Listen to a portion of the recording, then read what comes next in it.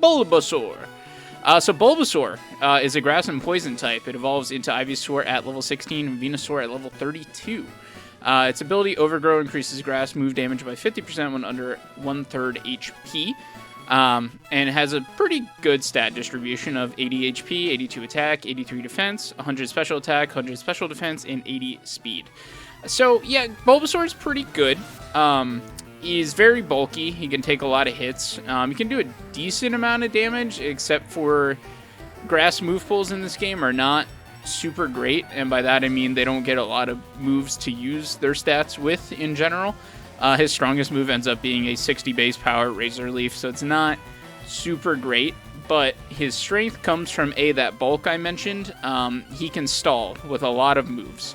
Namely like Leech Seed, Poison Powder to do like kind of passive damage over time and kind of heal himself back up. So yeah, he's good for stalling. He's not going to be your sweeper type. He's not going to kill everything, but he's good if he's not taking super effective hits. Squirtle. I thought Squirtle would be third, to be honest, so I had my notes prepared in the wrong order. But Squirtle is a water type. He evolves into Wartortle at level 16 and Blastoise at level 36. His ability Torrent is exactly the same as Overgrow, except it increases water move damage by 50% when under 1/3. HP 79, attack 83, defense 100, special attack 85, special defense 105, and speed 78. I just remembered I should mention these stats that you see on screen are the stats for the final evolution, because I think that's kind of really all that matters, because that's what you're going to get by the time everything's said and done. You're not going to be stuck with a Squirtle the whole game, or really even for that long.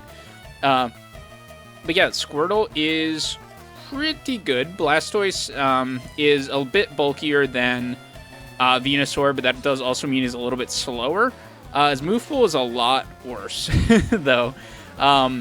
Eventually it becomes better, but you are stuck with Water Gun as your highest damaging water move until you get Surf, which is at least like halfway through the game, maybe a little bit more.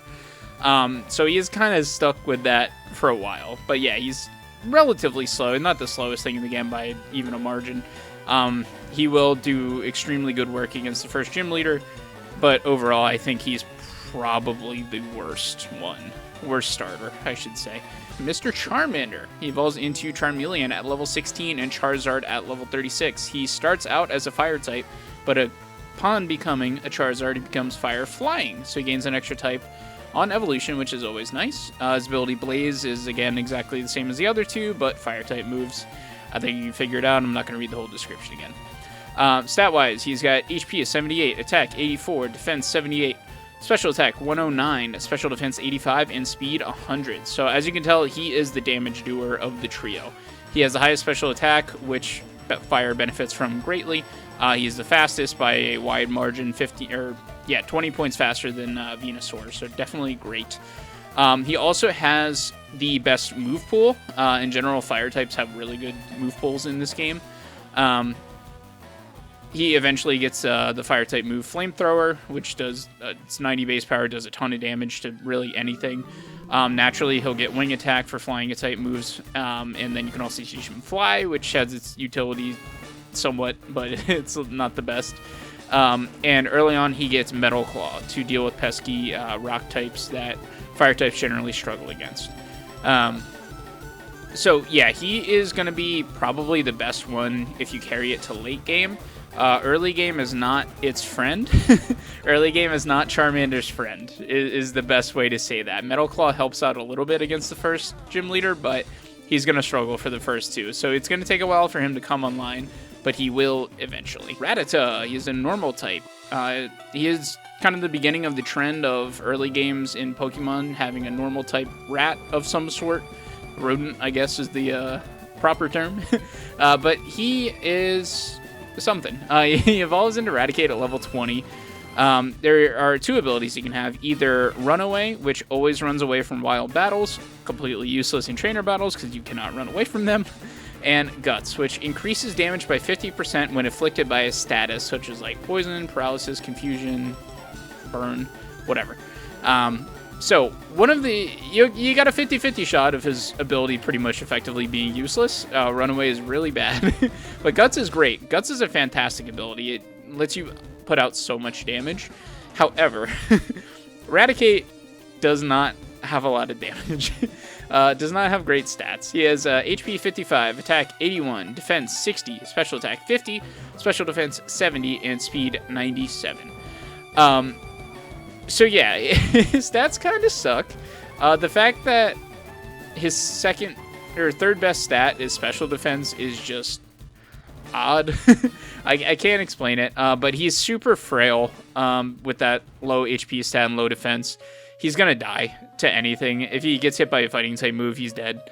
And that attack of 81 isn't bad, and the Guts boost is nice, but you also have to be statused, which the optimal ones are either poison or burn because they don't give you any sort of other stat decrease.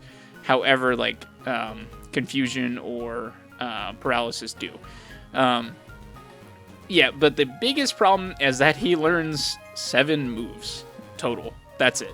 He learns 7 moves, and this guy with giant fangs doesn't learn Bite. He doesn't learn the move Bite. He does learn Super Fang and Hyper Fang, which have utility. Don't get me wrong.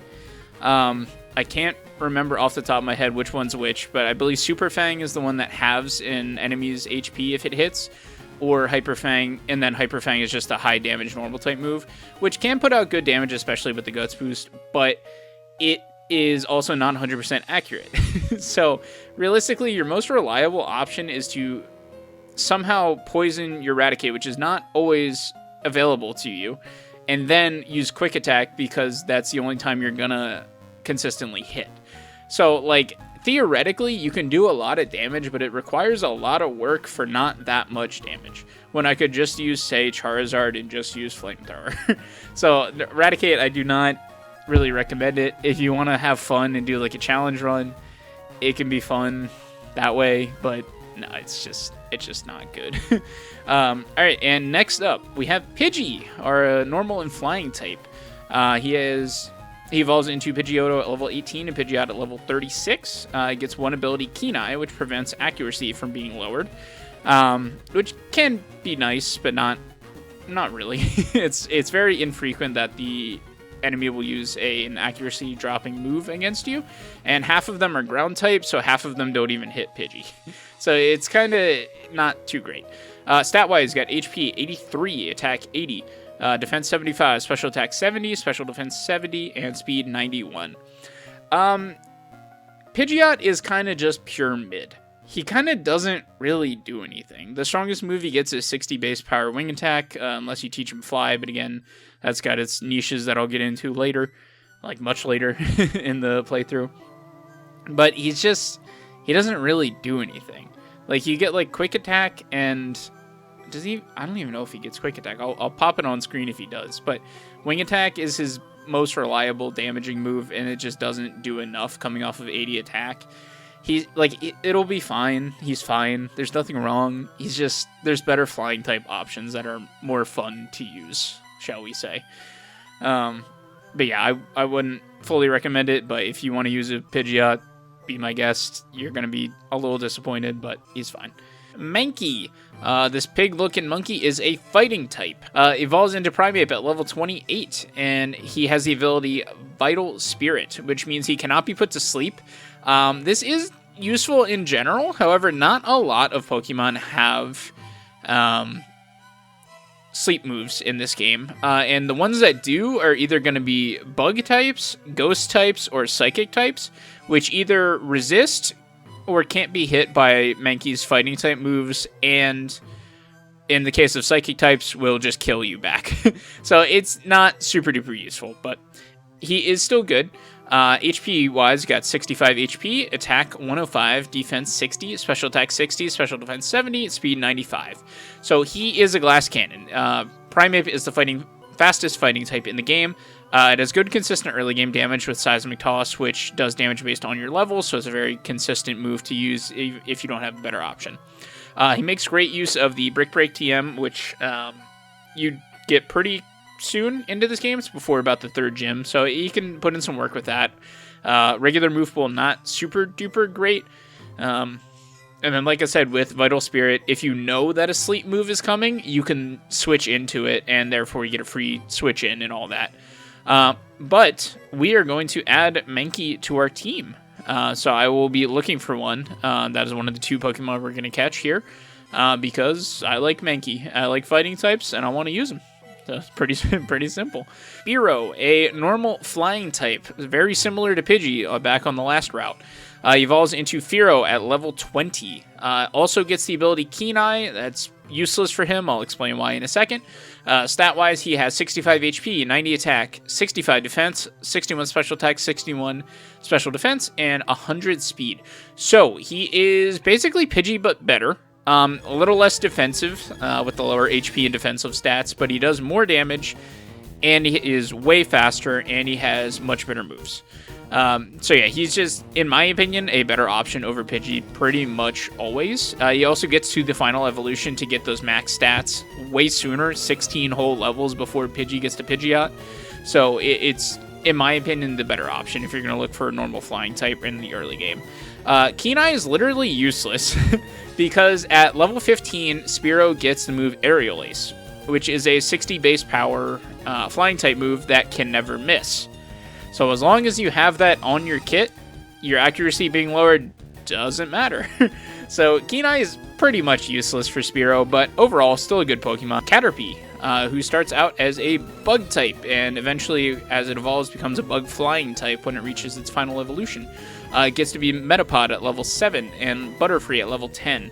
Ability is Shield Dust, which blocks secondary move effects like, for instance, there's a move called Poison Sting that just does damage, but it can also poison an enemy. So it can basically ignore that secondary effect, even though it's a small chance to begin with. It's pretty nice, but oh well. So at full level at Butterfree, at level 10, it gets a base stats of 60 HP, 45 attack, 50 defense, 80 special attack, 80 special defense, and 70 speed. So Butterfree is a weird Pokemon.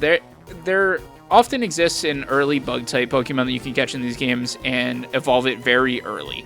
The reason for that being that it's kind of like a little crutch because Butterfree stats are very, very good compared to base-level Pokemon, say as a Bulbasaur, but they fall off really, really hard.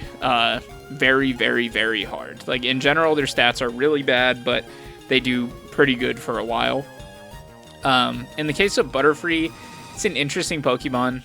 Neither of its stab types benefit from that 45 attack, so like any sort of flying attack or bug attack coming out of this thing is not going to do any damage. It does get some interesting stuff like Confusion and Psybeam. I don't know why they didn't just make it a Psychic type, but whatever, sure. But yeah, it's good for early game. It does have a good ability, Compound Eyes, which increases the accuracy of all moves by 30%. It's good for using stuff like Hypnosis, which is a move that puts foes to sleep. Normally has, I'll put it on screen.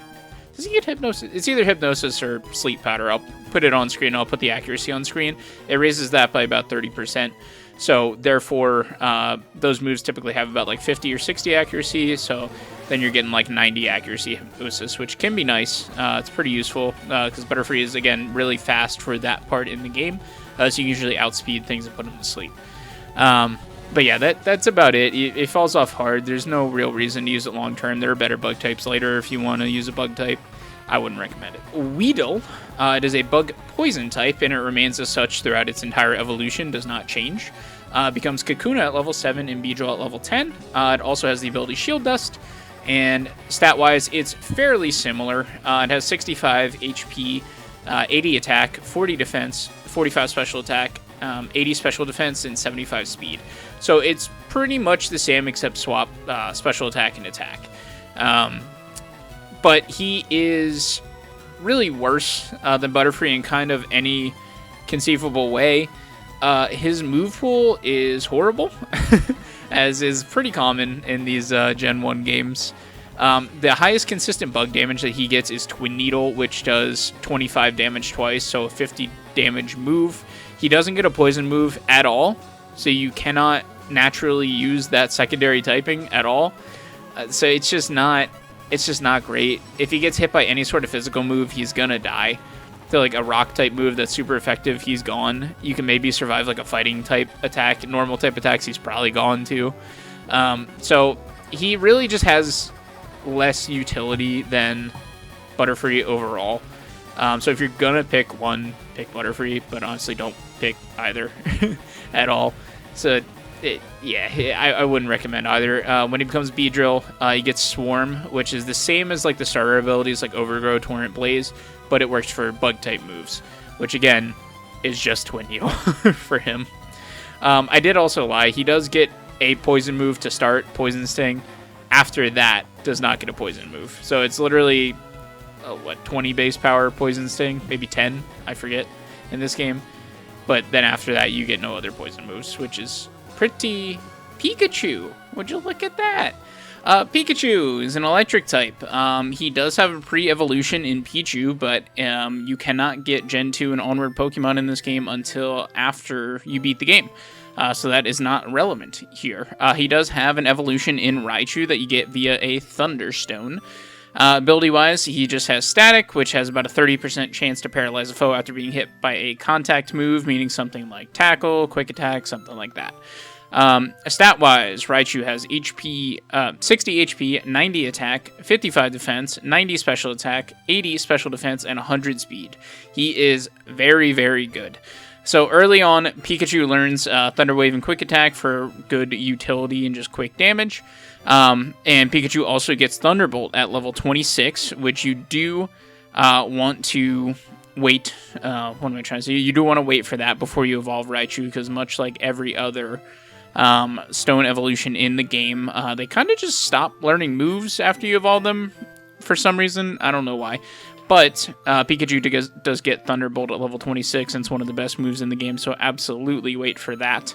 But yeah, Raichu is very fast and hits very hard with either his normal or electric type moves, thanks to his high, like 90 attack stats. So very, very good. We have first Nidoran Male. It is a poison type that evolves into Nidorino at level 16 and Nidoking via a Moonstone, which can be done anytime, no level required. And once it does so, it gains a ground type on evolution to the King.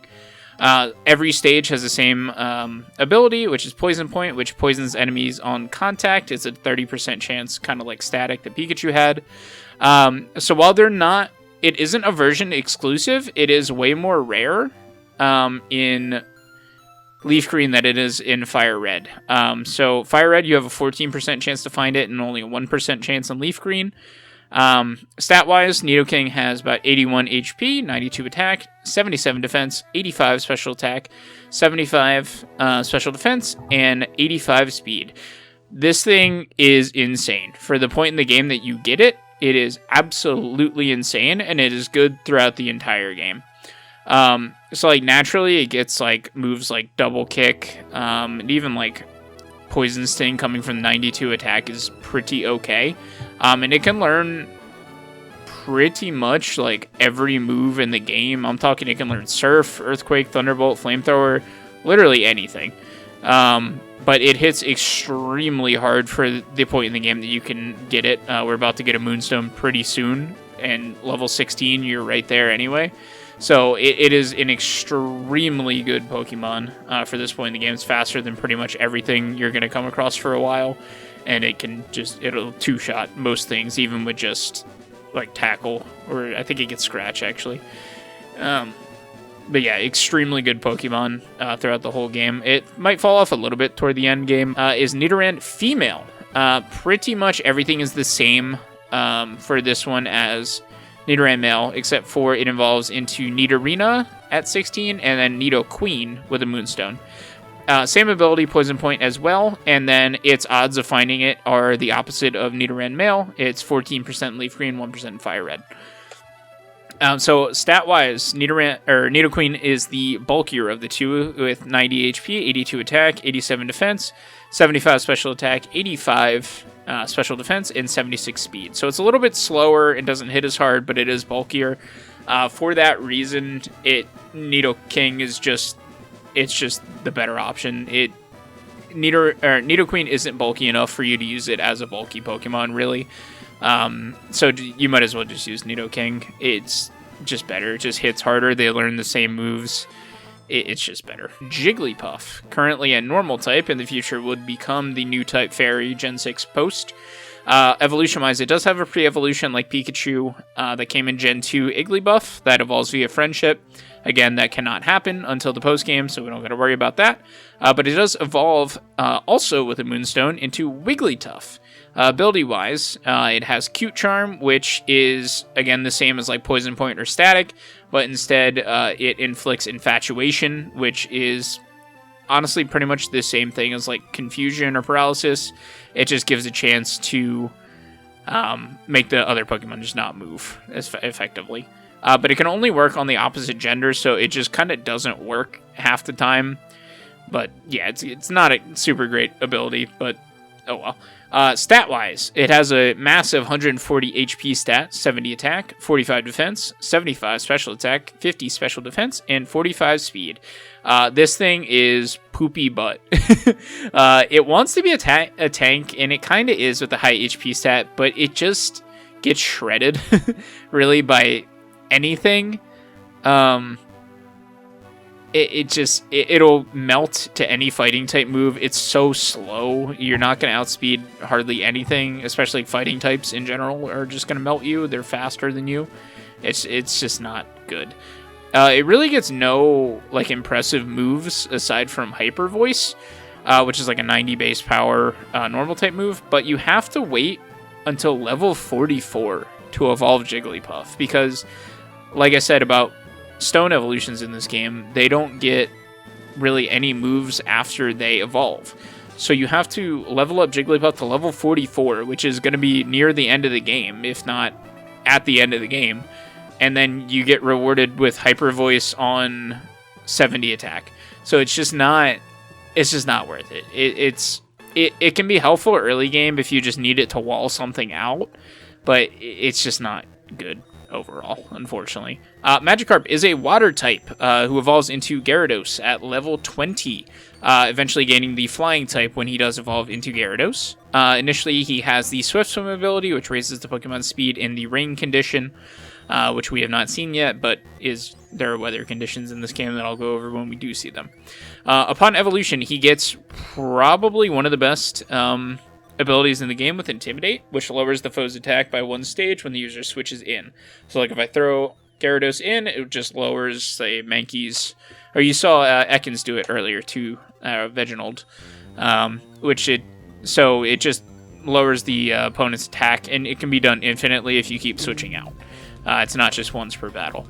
But stat-wise is where Gyarados is crazy. HP 95, attack 125, defense 79, special defense 60. What am I trying to say? Special attack 60, special defense 100, speed 81. These stats are insane for this part of the game because it's level 20 is the evolution level, so that's insanely soon. Now this one that you do get is level 5. But it's insane. It's completely worth it. I don't want to use Gyarados just because he's kind of broken, to be honest with you. Now, it is a struggle to get him there because Magikarp is literally useless until he hits level 15. The only move he has is Splash, which does no damage, has no secondary effect. It just does nothing. He does eventually get Tackle at level 15, but even then, Magikarp stats, I think he has like 20 attack or something like that. He's not going to do any damage. So you're going to have to do like the switch training that I was doing with Muslina earlier in order to actually evolve him. But Gyarados is insane. He doesn't really get any water moves, but he doesn't really want them because that's not where his stats lie. He's mostly just going to rely on like normal type moves like Strength or Tackle, even in the early game, is going to hurt coming from him. He does get Bite as well, which is special, but still good move to have. But yeah, he does have a horrible move pool. If you do want to teach him like Earthquake, he can learn that as well. It's pretty cool. His defense is a little bit low. It's kind of just average, but it's also shored up with Intimidate.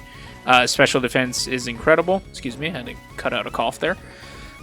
Special defense is incredible, and also he is 4 times weak to electric attacks, but that can be used very easily to bait out an electric attack and switch into a ground type or something like that, which electric type moves will not hurt. So, you know, you can use him very well for like move pivoting. If it's a grass type attack, he quad resists that and has 100 special defense, so that's going to do like 5 damage actually. So he's very good for swapping around to like get favorable matchups. Is definitely a strength of Gyarados. But yeah, if you are new to the game and want something that's very good, very easy to use, pop in a Gyarados. But Zubat, he is a poison flying type. Evolves into Golbat at level 22, and then Golbat can also evolve into Crobat via friendship, but only in the post game. So that is unfortunate that he cannot reach his full potential until after you beat the game. Ability would be Inner Focus, which means he cannot be flinched. It's not super useful because realistically there's just not enough moves that flinch for it to be useful. Stat-wise, I'm looking at Golbat's stats here since you can't get Crobat until after the game anyway. Stat-wise, Golbat gets 75 HP, 80 attack, 70 defense, 65 special attack, 75 special defense, and 90 speed. Golbat is not very good. He has a pretty awful move pool. Really, the only reliable attack he's going to get is Wing Attack. He doesn't even get a Poison move until level 49, and even then, it's just 50 base-powered Poison Fang. It would be good if he could evolve and get the stats that Crobat gets when he does evolve, but he doesn't. So here we are. You're stuck with Golbat, and it's just not worth it. Geodude. He was a Rock and Ground type. We already saw him back in Brock's gym. Also has 2 evolutions, but we're going to have to look at him in a kind of weird way. So you get Graveler at level 25, and then you can get Golem via trading the Graveler to another player and then trading it back. So upon the initial trade, Graveler will evolve into Golem. Obviously, I don't have a way to do that, really, because it's 2025, and the technology for that is about 20 years old. I think, ironically, I do actually have the link cables, but I'm not doing that. So, and I assume nowadays most people are either going to not have anyone to trade with, not have the hardware, or play on emulator, something like that. So I'm going to go over both Graveler and Golem stats and kind of just give you an idea of like what you can expect from both of those. So each one of them have the potential to have one of 2 abilities. It either has Rockhead, which prevents recoil damage. Recoil is blowback damage that you get from specific moves. I think mostly it's just like Takedown is like the most common one. And then Sturdy, which negates one-hit KO moves. Now, this is not Gen 5 and beyond Sturdy, where it prevents you from getting one shot. It only negates one-hit KO moves, meaning stuff like Fissure or Sheer Cold, which you will never see. I think maybe one of the Elite Four has Sheer Cold on their team, but other than that, you are never going to see it. And I don't even think Graveler gets any recoil moves. I'll flash on screen if it does, but I don't think it gets that. So I think you're kind of just shit out of luck ability-wise. I think nothing's going to do anything, unfortunately. But anyway, stat-wise, Graveler has 55 HP, 95 attack, 115 defense, 45 special attack, and 45 special defense, and 35 speed. Now, Golem is a little bit better. Actually, a lot of bit better, honestly. Has 80 HP, 110 attack, 130 defense, 55 special attack, 65 special defense, and 45 speed. So, really, they're both way too slow to do anything. If you are able to trade, Golem can be pretty good physical wall and can also dish out a good amount of damage with its rock-type moves as well with 110 attack stat. If you can't trade, Graveler just is not worth it. The stats are just not there. It's just not going to be worth it. There are some instances where like trade pre-evolutions are worth it still, and we'll get to those when they come, but Graveler unfortunately is not that. He does have a decent move pool of rock-type moves like Rock Tomb, Rock Slide, and all that type of stuff. But every single rock-type move he has is at least 90% or below accurate. So, unfortunately, that is going to be a hindrance. It's just going to be annoying and happen every once in a while. If it gets hit with a water or a grass type move, that low special defense and quad weakness, it's just gone. It's going to explode. It does get Earthquake at level 45, which is pretty nice, but it's just, I don't know. Golem is okay. I've used him before. He's fine. But Graveler is just, it's not worth it. So if you can't trade, don't even think about it, to be honest. Paris, the bug and grass type, who evolves into Parasect at level 24. Ability-wise, it has Effect Spore, which is kind of Poison Point, static, and its own thing with Sleep, kind of rolled into one. When you hit it with a contact move, it has an equal chance to either poison, paralyze, or sleep the foe that hit it on contact. But I think it's only 30%, so it's like a 10% chance to do one of those effectively. Or if it rolls the 30%, it's then 30% again, I guess. Stat-wise, it has 60 HP, 95 attack, 80 defense, 60 special attack, 80 special defense, and 30 speed. And we're going on a little bit of a rant here. Parasect is maybe one of the worst Pokemon ever made. The only stab moves that it gets are 20 base power Leech Life for Bug type and 60 base power Giga Drain. It doesn't get Giga Drain until level 51. And it only has 60 special attack. So your technical strongest stab option with this thing, short of TMs, is going to be 20, or effectively 40 base power Leech Life. That's not going to do shit. The literal only use that this thing has is it has the only 100% accurate sleep move in the game with Spore, but it's so slow that it doesn't get any benefit because it's just going to get blown up before it can even move, and it's just terrible. It's a horrible type. Also, any sort of fire move or flying move, this thing's gone. It just explodes.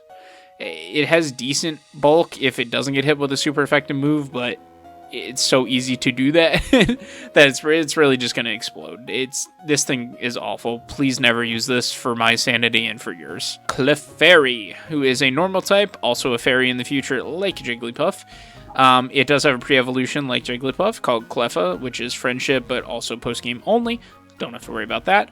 And it, again, evolves into Clefable with a Moonstone. Stat-wise, it's a little more offensively oriented than Wigglytuff. Clefable has 95 HP, 70 attack, 73 defense, 85 special attack, 90 special defense, and 60 speed. It's very not good, though. It's about as bad as Wigglytuff, I'd say, just for different reasons. As the only damaging moves it gets anywhere relatively early in the game are going to be Pound and Double Slap, which are both very weak normal-type moves. It doesn't get another damaging move until level 45 with Meteor Mash, which isn't even a stab move and is also like, I think 80% accurate, maybe 90. I'll flash it on screen. It's just not good. It doesn't do anything. It can learn a lot of TMs, but you can't get good stab damage with normal being physical, and you really just can't get good stab damage because normal is a physical type in this game, and it has mediocre attack and speed. If it had some way to hit you with a special attack, great. I guess if you could teach it like Surf, Thunderbolt, something like that, maybe it could do something, but not enough because it's also very slow. It's also bulky, but doesn't really have the tools to use for that. It does get Moonlight as a healing move later and Cosmic Power as a defense raiser later, but it's just not... What are you setting up for is really the question that you have to ask. It does get the move Metronome, which just pulls a random move in the game. It can be literally any move, and it just uses that. It could be Fissure, it could be Poison Sting, it could be anything. And so that can be fun if you want to do like a fun challenge run. I've seen people beat the game with just like 6 Clefairies only using Metronome, or Clefables, I guess. So yeah, that can be fun, but Kabuto, a rock and water type, it evolves into Kabutops at level 40.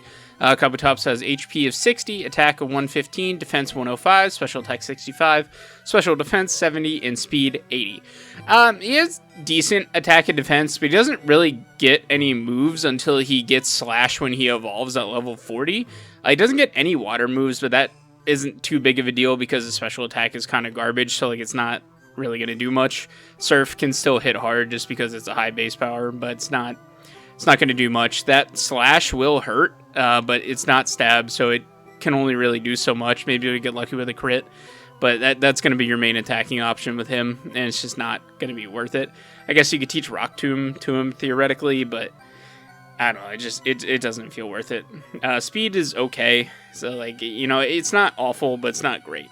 The biggest problem is that it takes way too long to evolve, because Kabuto is pretty much useless. Like, its stats are not very good. It has no moves. It doesn't do anything until level 40, when you can eventually evolve it into Kabutops and actually benefit from that high attack. But it doesn't. It just takes way too long. You're talking, you're at like the 7th or 8th gym by the time you hit level 40, so it's not worth it for a not very good Pokemon. Ammonite is also a rock and water type and evolves into Omastar at level 40. Stat-wise, Omastar has HP 70, attack 60, defense 125, special attack 115, special defense 70, and speed of 55. It's kind of weird that they decided to make both fossil Pokemon pretty much the same Pokemon in this game. In future generations, they don't. They actually have usually different types at least. But for some reason, they're pretty much the same Pokemon in this game. And really, like, even in terms of, like, usability for, like, Ammonite or Omastar and Kabutops, you really are just switching the attack and special attack stat-wise. Everything else is relatively the same. Ammonite is a little more physically bulky, but he hits very hard with that 115 special attack. It uses Surf very well. It does get Ancient Power, which attacks off physical, which is a good move, but you get it very, very late. It is really, really slow, so that is an issue, but it is bulky enough it can take a hit or two, and then that Surf and Retaliation will do a lot of damage, but it's just not...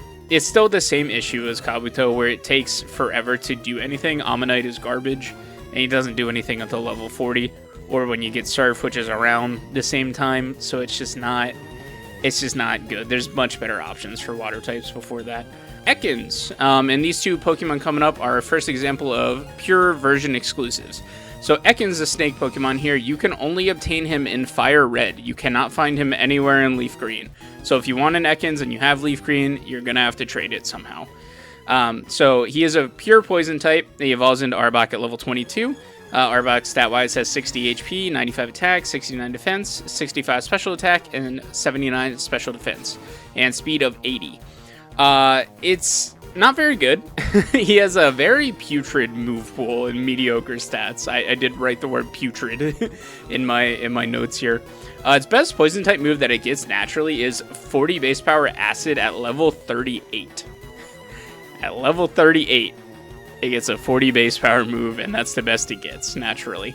So I mean, there is like a TM for Sludge Bomb that you can use on it, so that would be nice, but I forget where you even get that. I'm assuming it's pretty late in the game, because it is a good move, but you have to use that TM on it to make it good.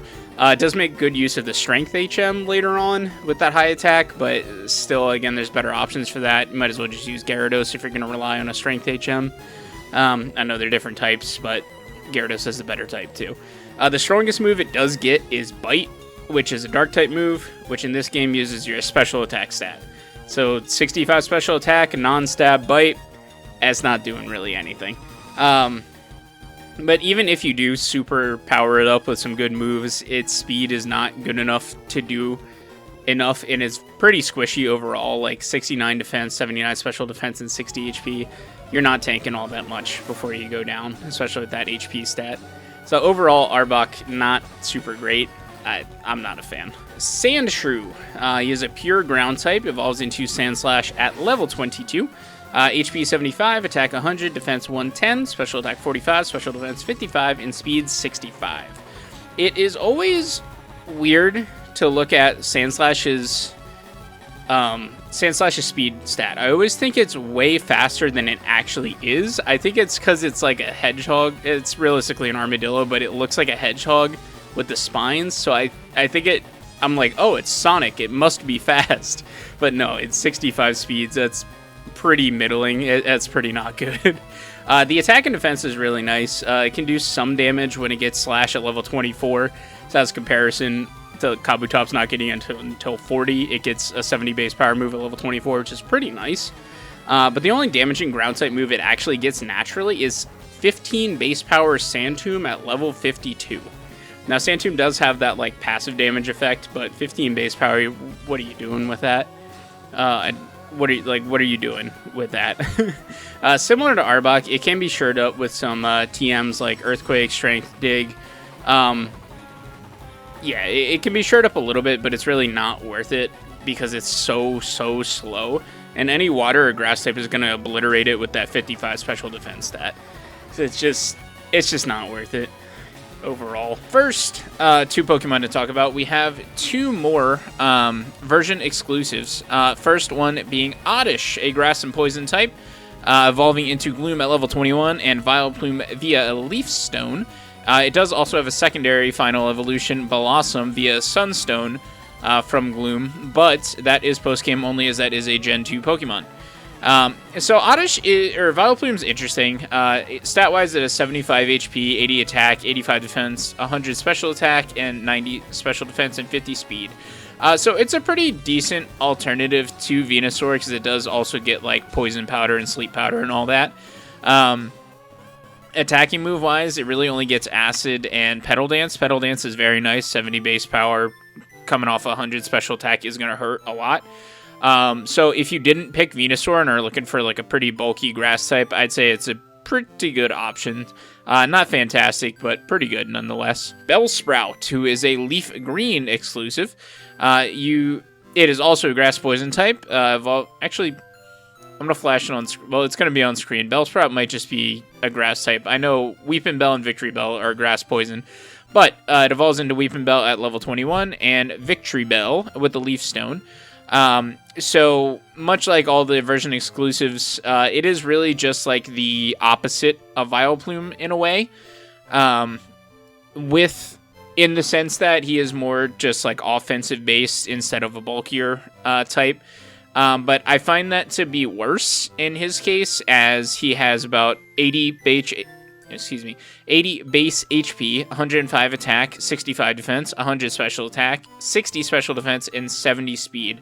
Honestly, he's just straight up worse than Vileplume. The only like physical moves that he gets are Acid and Slam naturally, which just aren't super great moves. So that 105 attack isn't really doing much. And he has way less bulk in the defensive stats. So overall, just not super great, to be honest. It's just not worth it. And after that, we have one more Pokemon that we can catch on this route. That being the little yellow guy we saw in the last blue fight, Abra, a pure psychic type that evolves into Kadabra at level 16 and Alakazam via trade. So I'm going to talk about Abra the same way I talked about Geodude in that whole evolution line. So Abra is much like Magikarp in the sense that he is completely useless until he evolves. He only gets Teleport, which, like I said, has no use in trainer battles whatsoever and has practically no use in any sort of wild battle as well. So he is completely useless until you evolve him. I'll go over both Kadabra and Alakazam stats because I understand that you're likely not going to have a trade partner in 2025 for this game. So Kadabra has 40 base HP, 35 attack, 30 defense, 120 special attack, 70 special defense, and 105 speed. And then to compare, Alakazam has 55 HP, 55 HP, 50 attack, 45 defense, 135 special attack, 85 special defense, and 120 speed. So both are very, very good. Obviously, if you can trade the Kadabra to get an Alakazam, you end up having the best psychic type in the game, bar none. Probably, honestly, one of the best Pokemon in the game. It is going to outspeed most things. It is going to one-hit KO most things with a high power or high 90 base power psychic coming off that 135 special attack. It's just going to obliterate everything. So if you can get your hands on the Alakazam, it is absolutely worth it to go for it. But even if you can't, Kadabra is still a very good option. 105 speed is still very, very fast. 120 special attack still hits very, very hard. So honestly, even if you can't evolve, Kadabra could still be worth using if you decide you want a psychic type. And that's the route you want to go. You're completely fine to do that, I think. But But yeah, Alakazam is absolutely broken in this game. So if you can get one and you want the easy route, definitely go for it. Meowth. If you've ever seen the Pokemon anime, you know what a Meowth is. He's the little talking cat that Team Rocket has. He doesn't talk in the real games, so that's unfortunate. But what's more unfortunate are these stats. Meowth is a pure normal type. He evolves into Persian at level 28, and I don't really know what they're going for here. It's just pure mid across the board. 65 HP, 70 attack, 60 defense, 65 special attacks, 65 special defense, 115 speed, which is cool. Very fast, but like, what are you gonna do with it?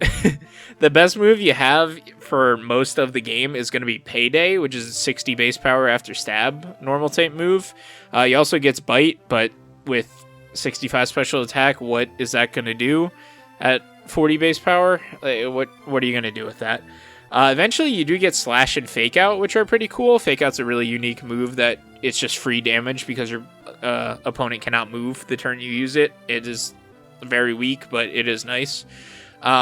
But you don't get Slash until 49 or Fake Out until 55. So, like, the game's over at that point. So, like, what are you actually... What are you doing? Like, what is the point? There's just no point to this guy. Strength would be nice on him, but, again, you don't get that till about Gym 6. And even then, there's just so much better options. I think it will end up hitting harder just coming off of, like, Gyarados, even though it's not stat. Like, it's just... Persian is pointless. It's a pointless Pokemon. It doesn't do anything. It's just pure mid, the Pokemon. So yes, we can obtain Farfetch'd, and this is the only way to get Farfetch'd in these games. You have to trade her as Spearow. As for both versions, you can't find it naturally anywhere in the game. Very odd that he's just nowhere to be found, but yeah, that's where you can get him. So yes, Farfetch'd, new Pokemon. He is a normal flying type. He does not evolve. Later on in like the Gen 8 games, he does have a different regional form that evolves, but not this Cantonian one here. Stat-wise, pretty bad. HP 52, attack 65, defense 55, special attack 58, special defense 62, and speed 60. So yeah, he's horrible. Highest stat of 65 is just not going to cut it. There's nothing he does that is special in any way. He's got a fairly interesting move pool with Knockoff and Fury Cutter, and he does get Slash, which is nice later, but that's level 41, so that takes a while. He does also get Swords Dance and Agility, but in the time that he uses to set up those attack or speed boosts, he's probably going to get one shot because of 55 and 62 defensive stats. He's just horrible. He has some interesting tools, but there's really no way to make Farfetch'd good. Now, this particular Farfetch'd, at least, since he is a traded one, he does get XP a little bit faster, so he can maybe level up and just be over-leveled, but it's just not good. Drowsy is a Psychic type. He has Insomnia, or evolves into Hypno at level 26, as the ability Insomnia, which prevents falling asleep. It's exactly the same as Vital Spirit. Stat-wise, he has 85 HP, 73 attack, 70 defense, 73 special attack, 115 special defense, and speed of 67. So he is kind of like a bulkier alternative to Alakazam. He's going to wall out really any special move. He gets Psychic pretty early at level 35. He's got a pretty bad special attack stat, to be honest with you, but Psychic is a really good move, so it's still going to hurt to some degree. Alakazam and Kadabra are better, but it's a good alternative if you don't feel like using one of those. Diglett and his evolution Dugtrio. Diglett's a 95% spawn, Dugtrio about a 5%. So if you are struggling with Surge, you can always catch one of these Diglett or Dugtrio here, and they will help you out greatly. Because Diglett is a ground type. Evolving into Dugtrio at level 26. Dugtrio boasting the stats of HP 35, attack 80, defense 50, special attack 50, special defense 70, and speed 120. Outside of Surge, this thing is practically useless. It is way too frail to do really anything. Its best move is Dig until it gets Earthquake at like level 51. It'll always get one hit off of... It'll usually get one hit, and then just die. I don't know how to say it. It'll get like one hit off and then just die pretty much instantly. And it's not going to do that much with that hit coming off of 80 attack and Dig being, I think, 60 base power or something like that. it's just not worth it. He's just not good. Again, if you're struggling with Surge, you can use him for that. But that's about it. There's much better ground type options like Nidoking, and there's some stuff later too. It's just not worth it. Mr. Mime! He is a psychic type. Eventually, when it becomes a thing, it'll be a fairy type in the future. He does have an evolution and pre-evolution in the future, but they don't exist yet. Currently, he's just what he is. Stat-wise, he has HP of 40, attack 45, defense 65, special attack 120, special defense 100, special attack 100, special defense 120, and speed of 90. He is a fantastic alternative to Alakazam if you can't get one. He is better than Kadabra. He's a lot bulkier on the special side. Maybe not a lot bulkier, but definitely bulkier. HP is about equivalent in terms of bulk, defense bulkier, but he's much, much, much better than Kadabra. And if you can't get an Alakazam, he's a very good alternative. Move pool is fantastic. He gets Magical Leaf, which I believe is the grass version of Aerial Ace. I'll flash it on screen. I think it never misses. You get Magical Leaf at 22, Psybeam at 29, and Psychic at 43. He does a lot of damage coming off that 100 special attack with those moves, and the Magical Leaf is very good for extra coverage as well. And then you could teach it stuff like Shockwave and stuff like that just for more coverage. It is very, very good. And ironically, you trade an Abra to get it when you needed to trade a Kadabra to get an Alakazam, but whatever. Aerodactyl from it. It is a rock and flying type, does not evolve at any point in the series, and nor does it really need to. Because stat-wise, it has HP of 80, attack of 105, defense of 65, special attack of 60, special defense of 75, and speed of 130. This thing is a very good physical sweeper. It's very offensive, like it hits very hard and is very, very fast. It doesn't have a super great move pool, but it does get Wing Attack and Ancient Power, and that will kind of get the job done with its high speed and attack. It's a little frail. If it gets hit with an Ice-type move, it's going to explode. But aside from that, pretty good. Voltorb, as we've seen a few times now, like Lieutenant Surge had. That is an electric type, pretty obviously. Evolves into Electrode at level 30. Electrode has HP of 60, attack of 50, defense of 70, special attack 80, special defense 80, and speed of 140. So kind of basically how I like to equate this thing is it's like the electric type version of Doug Trio.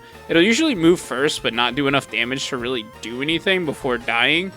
It does get Shockwave and Thunderbolt, which are very nice moves. It's a little bit better than Doug Trio, especially because it hits off special attack, and it's a lot harder to find a Pokemon that resists special moves than physical moves. So it's definitely better than Doug Trio, and it's even faster. A little bit more bulky. It's just better. But I'm not going to be using it this time around. But honestly, it's pretty good. You can do some shenanigans with Explosion, which is a move that does a ton of damage, but kills you in the process because you Machop, who evolves into Machoke at level 28 and is a trade evolution into Machamp, similar to Kadabra and Graveler. I'm going to go over them kind of in the same way that I went over those other trade evolutions, where I'm going to talk about Machoke and Machamp separately because you may or may not be able to get them. Every single form has the ability Guts. I talked about this with Raticate. It's a very good ability when you are able to set it up. Coming off of their attack stats, which are very high, Guts will hurt a lot. But again, it's really annoying to set up, so whether or not you want to do it or not, honestly, it can be like not worth it sometimes for reasons I'll get into later.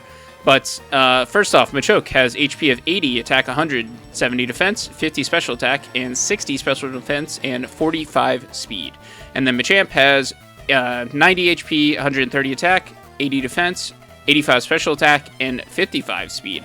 So, as you can probably tell, they are a physically bulky...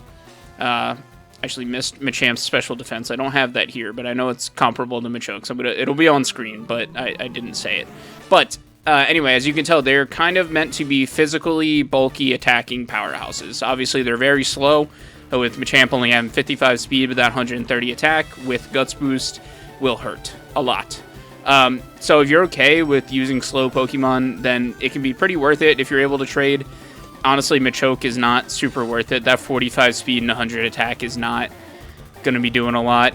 It is pretty bulky, but it's always going to get hit first. So honestly, you might as well just use Primeape if you can't trade to a Machamp. you're going to get much better results from the Primate just being able to sweep things. So honestly, I don't fully like it. There's much better options later also, even probably about equally as good as Primate, if not better. So it's just, it's honestly not worth it, especially if you can't trade. If you can do a Machamp, maybe, but Onix, as we saw with Brock, he is a rock and ground type. He evolves into Steelix via a trade with while holding a Metal Coat item. Steelix is a Gen 2 Pokemon, so that is post-game only, so is not going to matter for our purposes here. I'm just going to go over Onix's stats.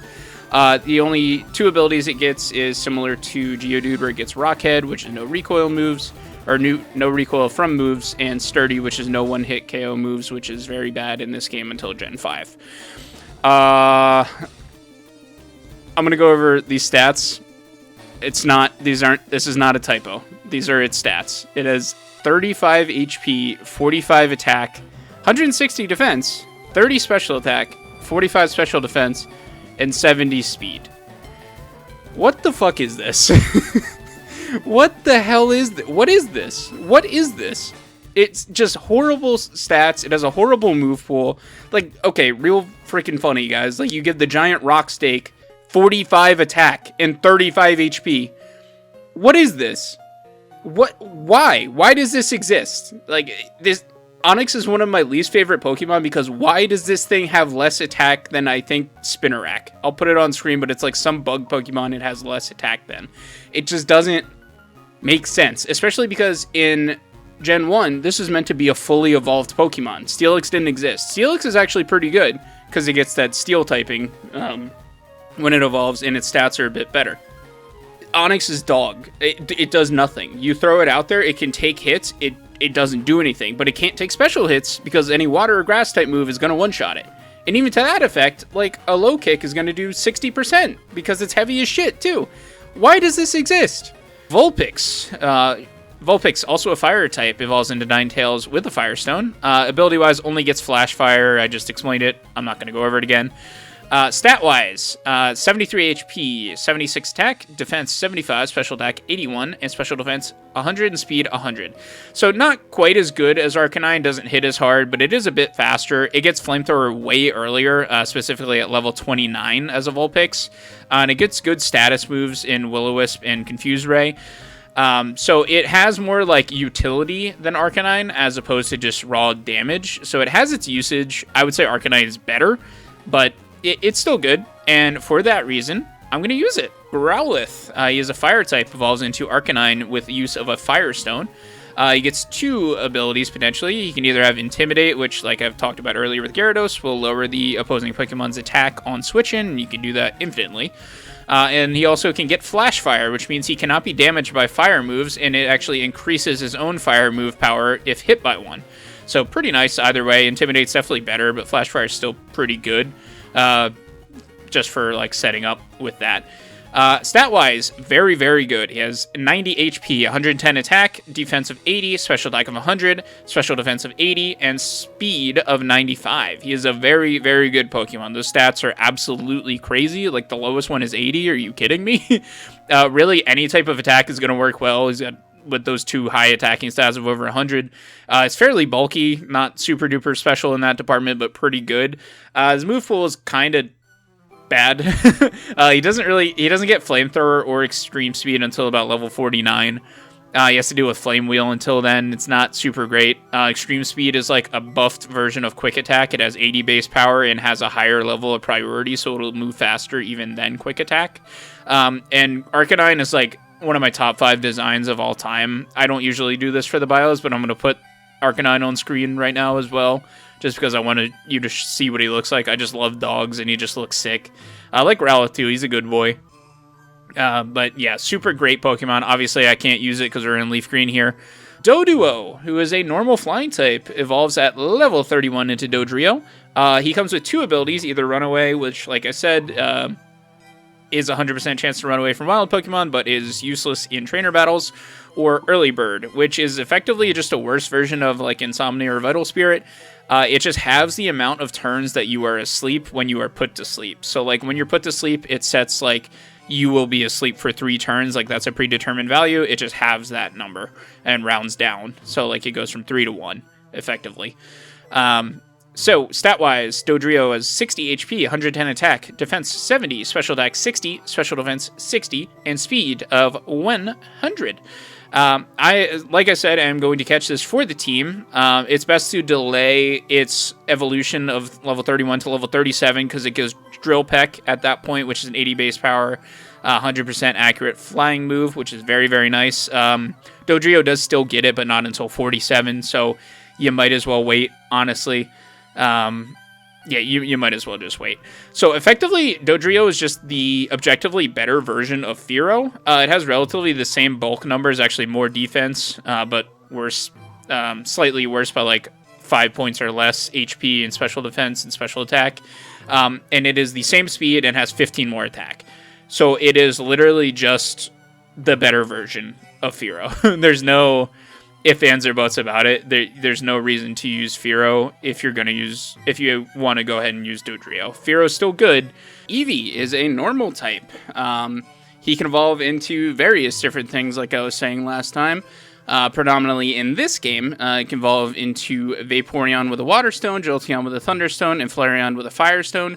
Now, technically, by this point in the series, it does have 2 other evolutions as well, both Espeon and Umbreon, but you actually can't get them in FireRed or LeafGreen, even post-game, because at this point, you're only able to evolve them via friendship level up at either night or daytime for Umbreon and Espeon, respectively. But this game doesn't have an in-game clock, so you can't do that. So the only way to get those 2 in this game is to actually trade them in. They are very good, but since you can't actually obtain them in this game, I'm not going to go over them because there's kind of no point. But I will go over Eevee individually because I think there's a world where someone wants to just keep it a normal type, so I'll do it. But well, yeah, you'll see in a minute why you probably shouldn't do that. So Eevee ability is Runaway, which, like I said, is completely useless in an actual battle sense. So, you know, that's not really going to do anything, but it allows you to run away perfectly from wild Pokemon every time. Oh well.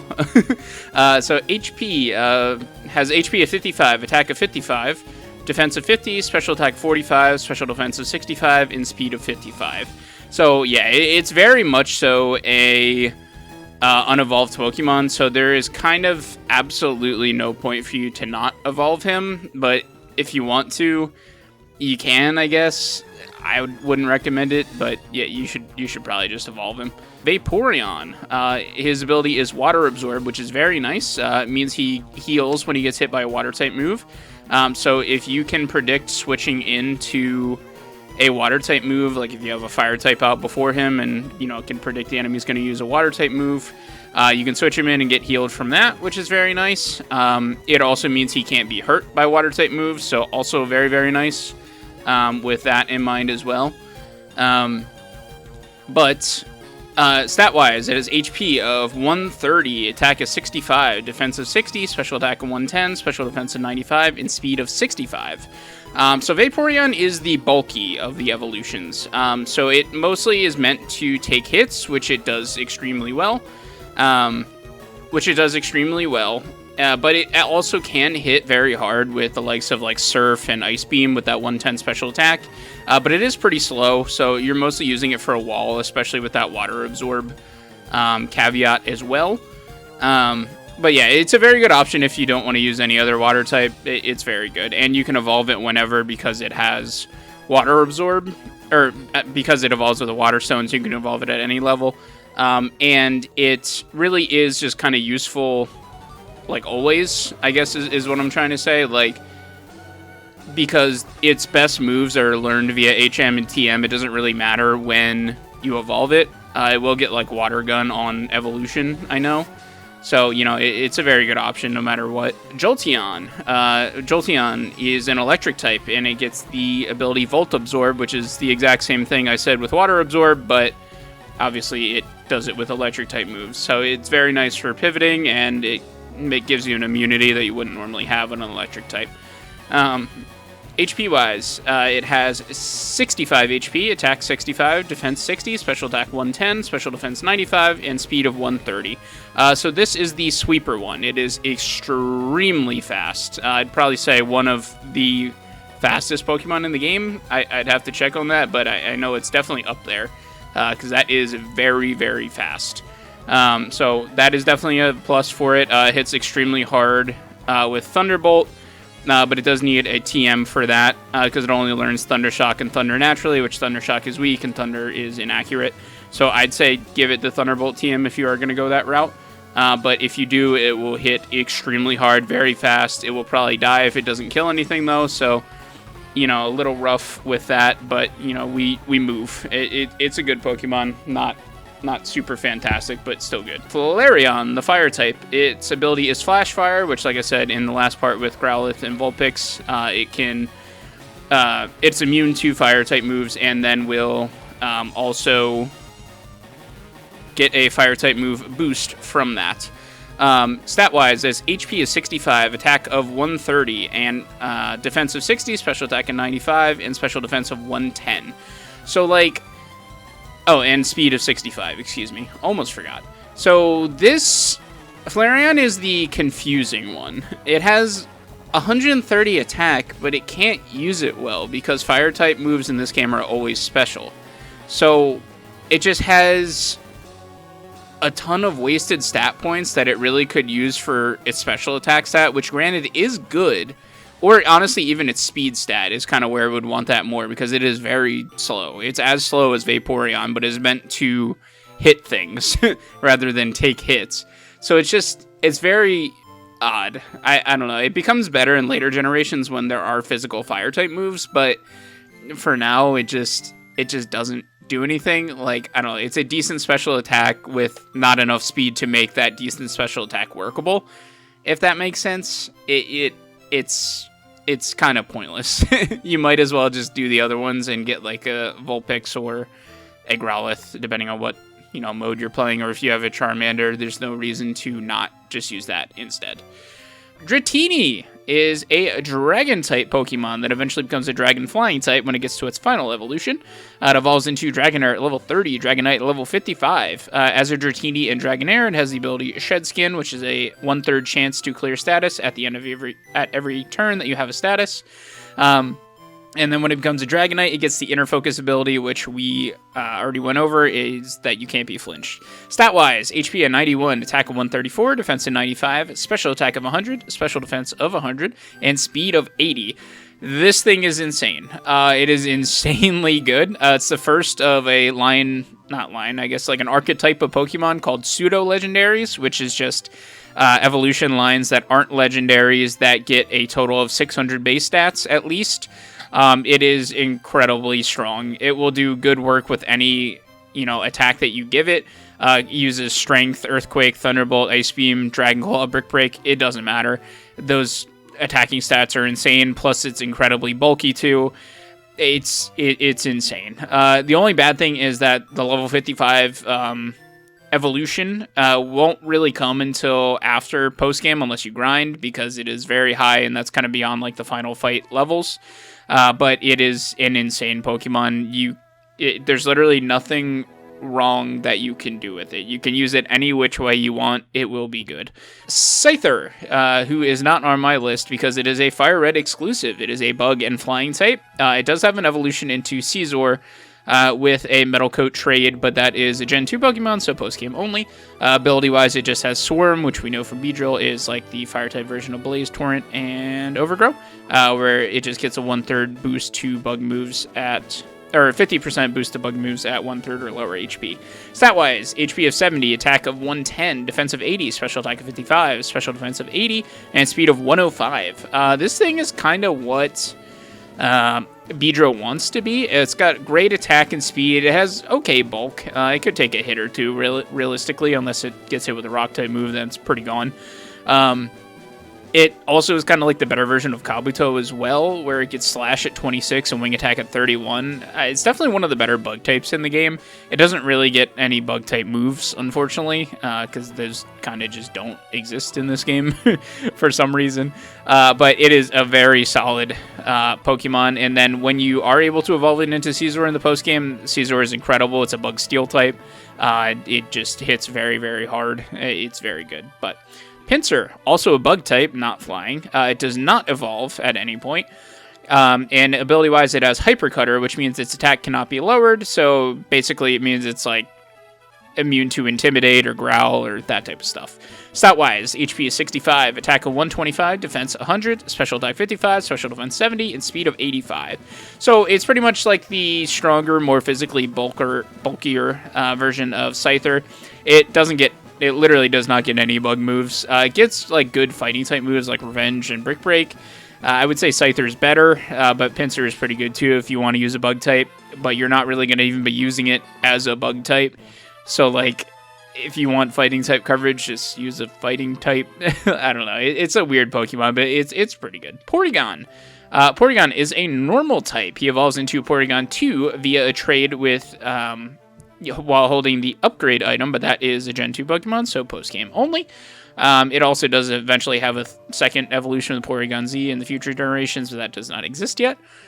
Its ability Trace will copy any foe's ability. So, like, if a Growlithe is sent out, it will Trace Intimidate, and then it has Intimidate for the rest of the battle. And that resets after the battle ends. Stat-wise, it has HP of 65, attack 70, defense 70. Attack 60, defense 70, special attack 85, special defense 75, and speed of 40. It has a really good moveset with like Psybeam and Tri-Attack, but it just doesn't have the stats to do anything. If it could evolve into Porygon 2, it would be worth it, but it's just not worth it, unfortunately. It's a cool Pokemon, it's a cool idea. It's like a polygonal data program. I believe it's a fully artificial Pokemon, I think. I'll flash it on screen if I can remember to look it up, but it's a cool Pokemon in concept, but it's just not. Ghastly, a ghost and poison type, and you can also catch its evolution Haunter, similar to how you could catch Diglett and Dugtrio earlier. It does evolve. Ghastly evolves into Haunter at level 25 and evolves into Gengar via a trade. Ability-wise, they all have Levitate, which makes them immune to ground moves, which as a poison type, it appreciates greatly. So I'm going to go over this the same way as I did Kadabra and Machoke and that whole fiasco, because I understand you're probably not going to be able to trade Gengar. So we'll go over that real quick.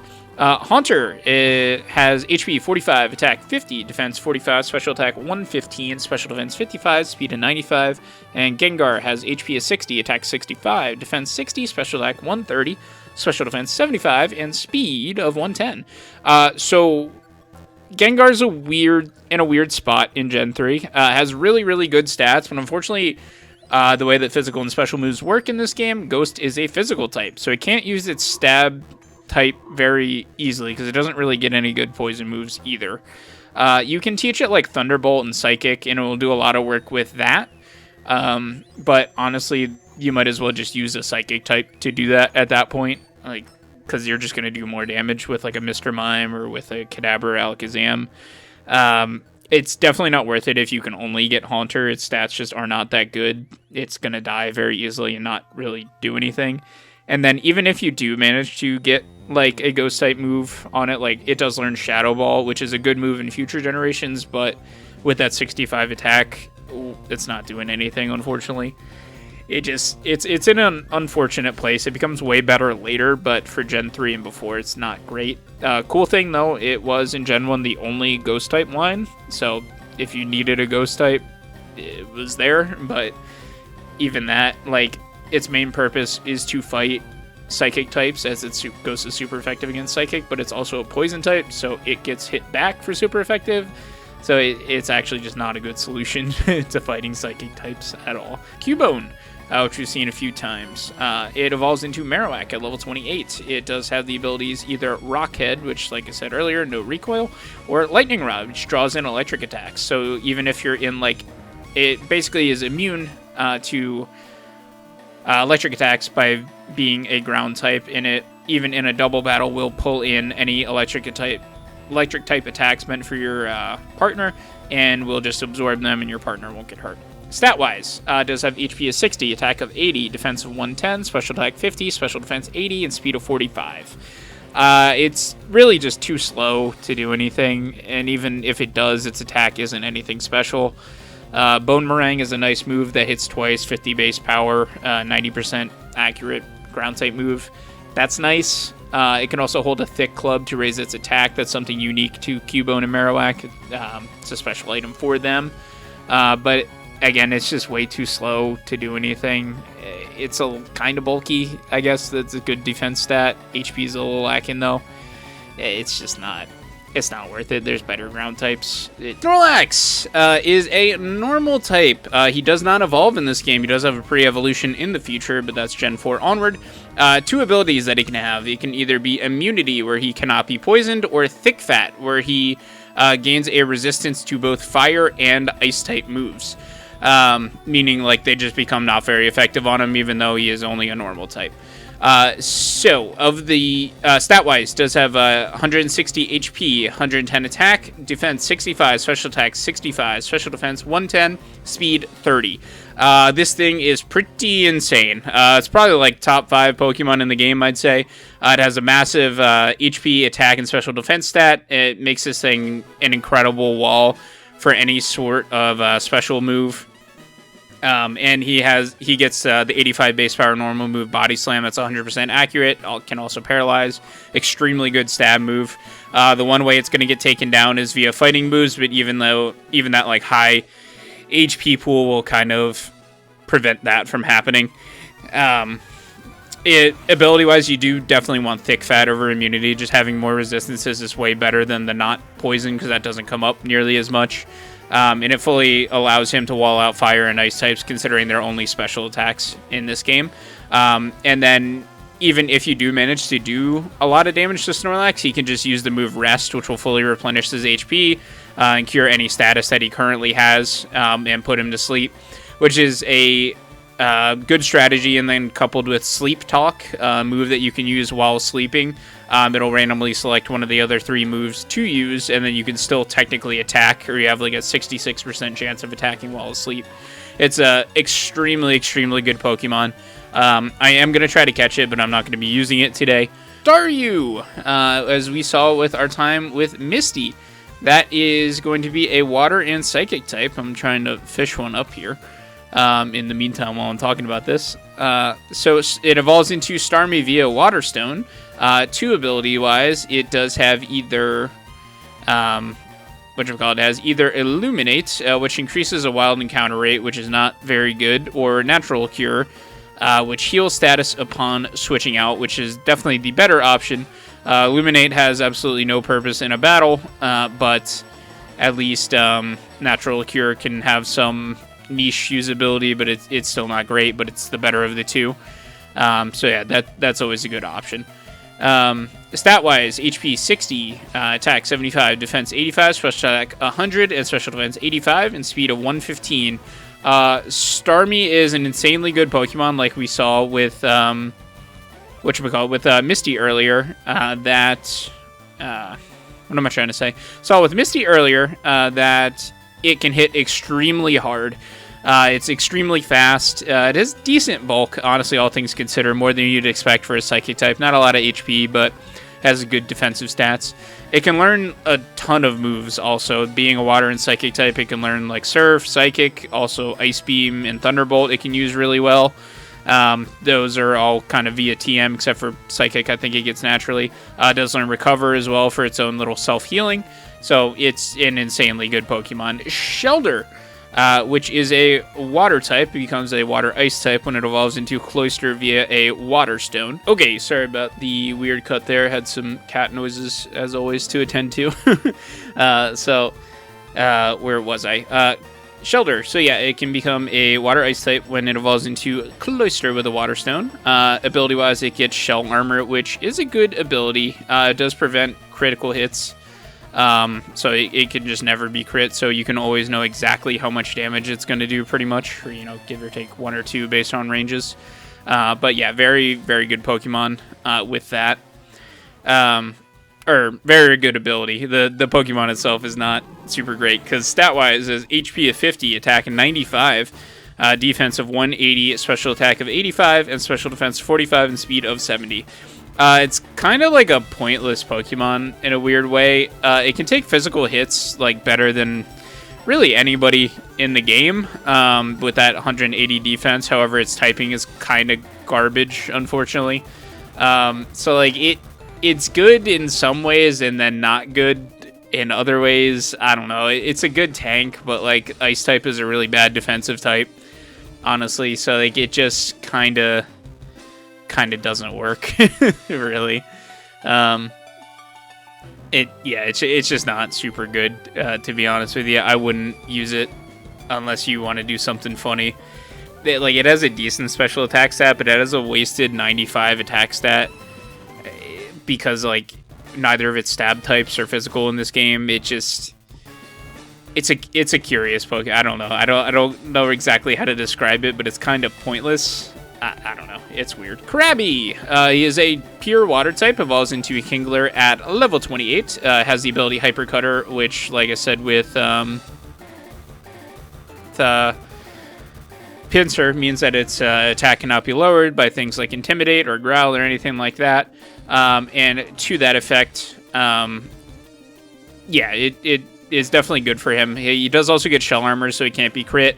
Not super great, honestly, for him to have that just because of a few different reasons, but I'll get into that in a second. Stat-wise, he has HP of 55, attack of 130, defense of 115, special attack of 50, special defense of 50, and speed of 75. So he is a really good physical attacker, but he has really bad HP, so he'll kind of get deleted by a special move with that 50 special defense. But he can take a physical hit or two usually. He doesn't really get any good stab options because of that 50 special attack, but its Vice Grip and Stomps will hit extremely hard given that high attack stat. Honestly, neither of its abilities are super good. I kind of lied to you. Shell Armor is probably the better of the two, to be honest with you, just because that guarantees you at least like one turn on the field or 2 turns on the field to actually do something before he goes down. But yeah, any sort of like fighting type or normal type, he can wall out pretty good and do a good amount of damage back to. But any sort of like rock type, he's not screwed against because he does have like quad effective surf if you do want to do that. But like, I don't know, in general, it's not going to do a lot of damage. Horsey, another pure water type, evolves into Seadra at level 32, and in the post-game evolves into Kingdra via trading with the Dragon Scale, but again, that is post-game only, so that does not matter for us here. Ability-wise, it changes in between evolutions. He starts off with Swift Swim as a Horsey, which doubles his speed in the rain, and if Kingdra was available in the main game, he would get that back when he becomes a Kingdra, weirdly enough, so like it changes twice. Kind of, it's weird. And then the Seadra has Poison Point, which is the same ability that Nidoran had, which will let you has a chance to poison on a contact move. So Swift Swim is definitely better, but the Seadra stats are better, so like you can't keep it unfortunately until post game where you can get a Kingdra. Stat-wise, Seadra has 55 HP, 65 attack, defense of 95, special attack 95, special defense 45, and speed of 85. Honestly, it has a really weird stat spread. I kind of wish like some of the defense went towards HP or speed because it's like pretty fast, but like not fast enough to do that much. And like I'd rather just have more HP because its bulk isn't that impressive anyway. Kingdra is very good, but Seadra is just kind of not good enough, unfortunately. It's not worth using unless you plan to like play the post game and get a Kingdra for that. But even then, it's not spectacular or anything, to be honest with you. Psyduck, the FireRed exclusive, he is a pure water type, evolves into Golduck at level 33. Gets 2 abilities, 2 new ones, actually. Actually, no, I think we've seen Damp before, which prevents self-destruct moves from going off. And Cloud 9, which negates weather effects, such as like rain or heavy sun or, stuff like that. Stat-wise, has HP of 80, attack of 82, defense of 78, special attack 95, special defense 80, and speed of 85.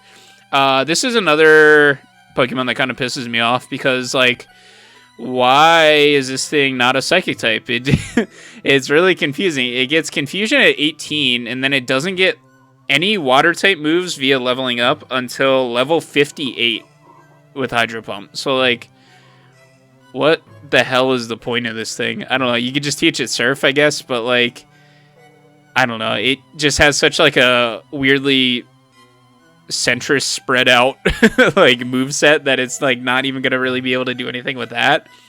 Like, it can do decent damage with Surf, but it's just not great. I don't understand the point of it. It's gonna be useless until you get Surf.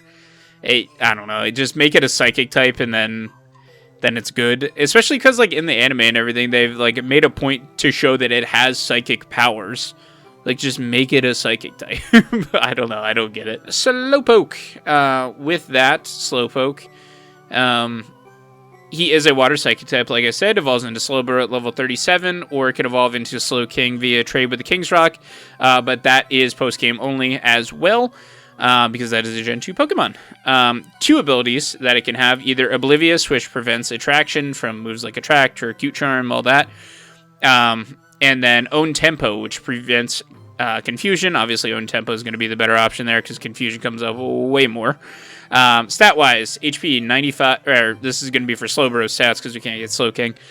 It has 95 HP, 75 attack, 110 defense, special attack of 100, special defense of 80, and speed of 30. I really like Slowbro, honestly. It's a really interesting Pokemon. It hits really hard. It's also extremely bulky. Because of that, it is very, very slow. But I think it's fine. It has a really good offensive typing. It does have a lot of weaknesses, unfortunately.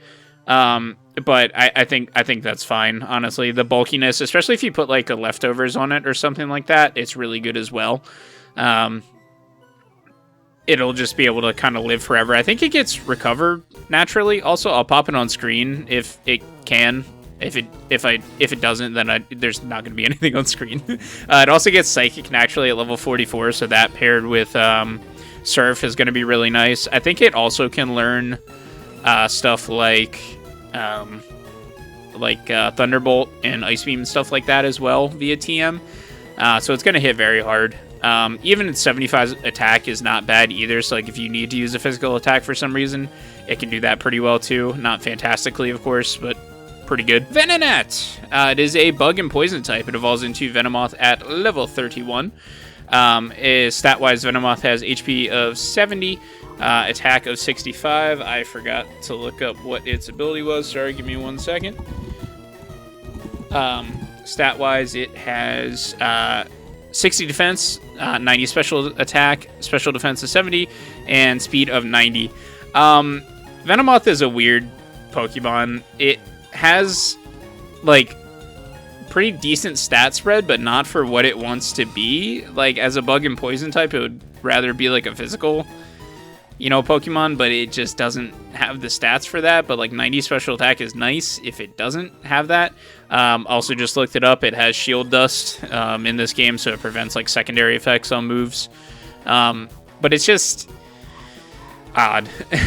I don't know. It's another one of those weird Pokemon that you think like they just didn't think about it.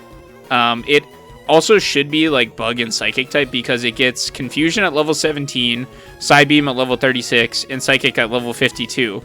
So like what?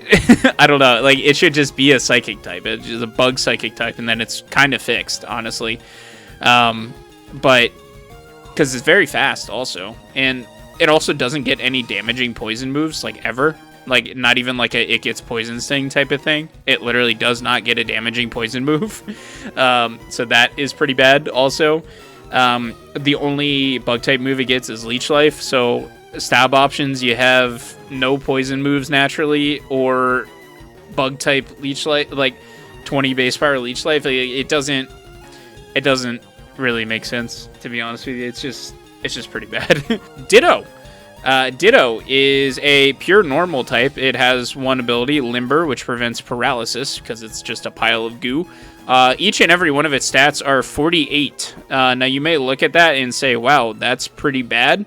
Yeah, but the cool thing about Ditto is that it doesn't have to be Ditto. Its stats do not matter. The only move that it gets is Transform, which is a move that transforms Ditto into the opposing Pokemon, copies all of their stats and everything, and their move pools and everything. So it's a weird Pokemon. It's okay in later gens because he gets a hidden ability called Imposter, which allows him to just transform on switch in. So therefore, you don't have to waste a turn using Transform. It's a funny gimmick Pokemon, but it's not really worth it. Other than, like, I don't know, if you want to do something funny shenanigan-wise. Because, like, technically you can transform and then have a held item and be better than the Pokemon you transformed into. It's a weird gag, but it's not really a good Pokemon. Something cool with Ditto, though, is that, like, lore-wise, it is supposed to be a failed clone of Mew, that little guy I mentioned all the way back in Cerulean City, who's like the common ancestor of all Pokemon. So he's just like a messed up pink blob, and who knows, maybe we'll see the successful clone of that later. Because aside from Ditto, Mew is actually the only other Pokemon that can learn Transform, so like, it's a neat little detail there as well. But it's just not. Yeah, I know, it's not worth it. It's funny, but it's not worth it to do anything with. Another cool thing that you can do with Ditto, actually, though, is with breeding, which is when you put two Pokemon of the opposite gender in the daycare together, as long as they are of the same egg group, kind of just meaning, like, the same, like, I don't know how to phrase it, like the same, like, build of a Pokemon, like two birds or whatever kind of thing. They have a chance of having an egg together, meaning, like, have a baby together, kind of weirdly. And then you can hatch that egg into a new Pokemon. But Ditto actually can breed with every single Pokemon because it transforms. So it's helpful for that as well if you just want to do a quick Poliwag, which is a pure water type, evolves into Poliwhirl at level 25, and then will also become a Poliwrath when evolving via a Water Stone, and at that point it would become a water fighting type as a Poliwrath, and it can also evolve into a Politoad with a King's Rock trade, but that is post-game only, similar to Slowking. And it does have 80 HP. This is going to be for Poliwrath because, as I said, Politoad doesn't matter because it is post-game. So for Poliwrath, it does have 90 HP, 85 attack, 95 defense, 70 special attack, 90 special defense, and 70 speed. I like to refer to this thing as the average Joe Pokemon. It kind of, like, it needs some TMs for sure. Like, it needs Surf or something because it doesn't really get any good Water-type moves. I call it the average Joe Pokemon because it, like, kind of does everything, but also does nothing. It has, like, decent stats all across the board, but it doesn't have any one good particular stat. It can hurt pretty good with Body Slam and Submission, but it just, like, it does a little, but not a lot in every aspect. Like, it's not bulky enough that it could be a tank. It's not strong enough that it can one-shot things, really. It's just Goldeen. The pure water type evolves into oh, sorry, let me go back. Put the graphic back up. Hold on. I forgot to go over his abilities. Poliwrath can have either Water Absorb, which, like I mentioned with Vaporeon, heals it on any time it's hit by a water type move, or it can have Damp, which prevents explosions, as we have previously said.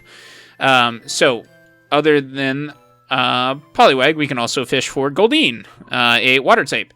Evolves into Seeking at level 33. It has two abilities, either Swift Swim, which ups its speed in the rain, or Water Veil, which prevents burns, which is not super useful because it's a water type, so it's probably not getting burned anyway, to be honest with you.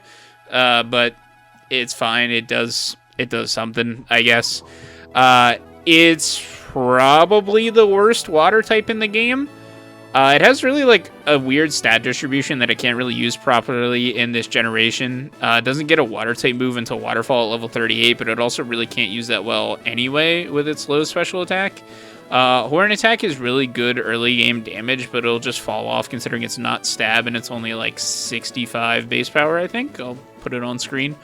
It's just not...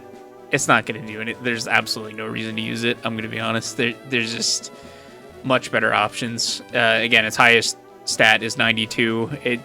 There's no point. I'm sorry. I like Seeking from like an idea. I like that it's just a goldfish. I think that's really funny.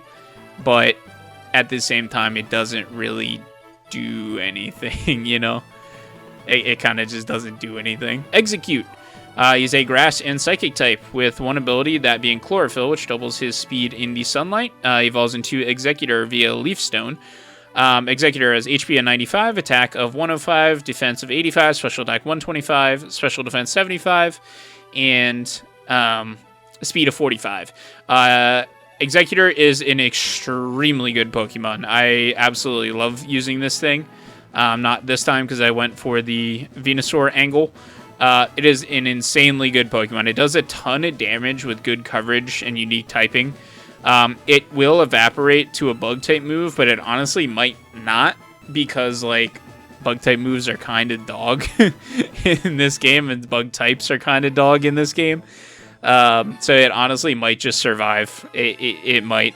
But it does need a few TMs, but if you can get, like, Psychic on it, if you get Giga Drain on it, it will hurt a lot. It does also get like Leech Seed and Poison Powder. I'd say it's probably one of the best grass type options behind Venusaur. But yeah, it's extremely, extremely helpful. Psychic types are just really good in this generation as a whole because there aren't many dark types because it didn't exist when they first made these games. So it's an odd Pokemon, but odd-looking Pokemon, I should say, but really good nonetheless. Rhyhorn is a ground and rock type. Ground specifically first for him for some reason. I'm not sure why. Ability-wise, gets Lightning Rod, which, like we said with Cubone, it draws in electric-type attacks, and since he is a ground type, it does not hurt him. Rock Head also prevents recoil. He does get a few... I think he gets Takedown at some point. It evolves into Rhydon at level 42 and Rhyperior in the future in Gen 4 games, but that doesn't exist yet. So Rhydon is HP 105, attack 130, defense 120, special attack 45, special defense 45, and speed of 40. It has really just like min-maxed into like the physical stat tree kind of thing. It will hit extremely hard with any sort of like rock type move. Like if you give it Rock Slide or even Strength is really good. It does get Earthquake at level 58, which is a far time away, but you know that it can manage until then. I think you can give it Dig as well. It'll hit extremely hard, but because of that 45 special defense, any grass or water type move and its 4-time weakness will just delete it. It'll die. There's nothing you can do about it.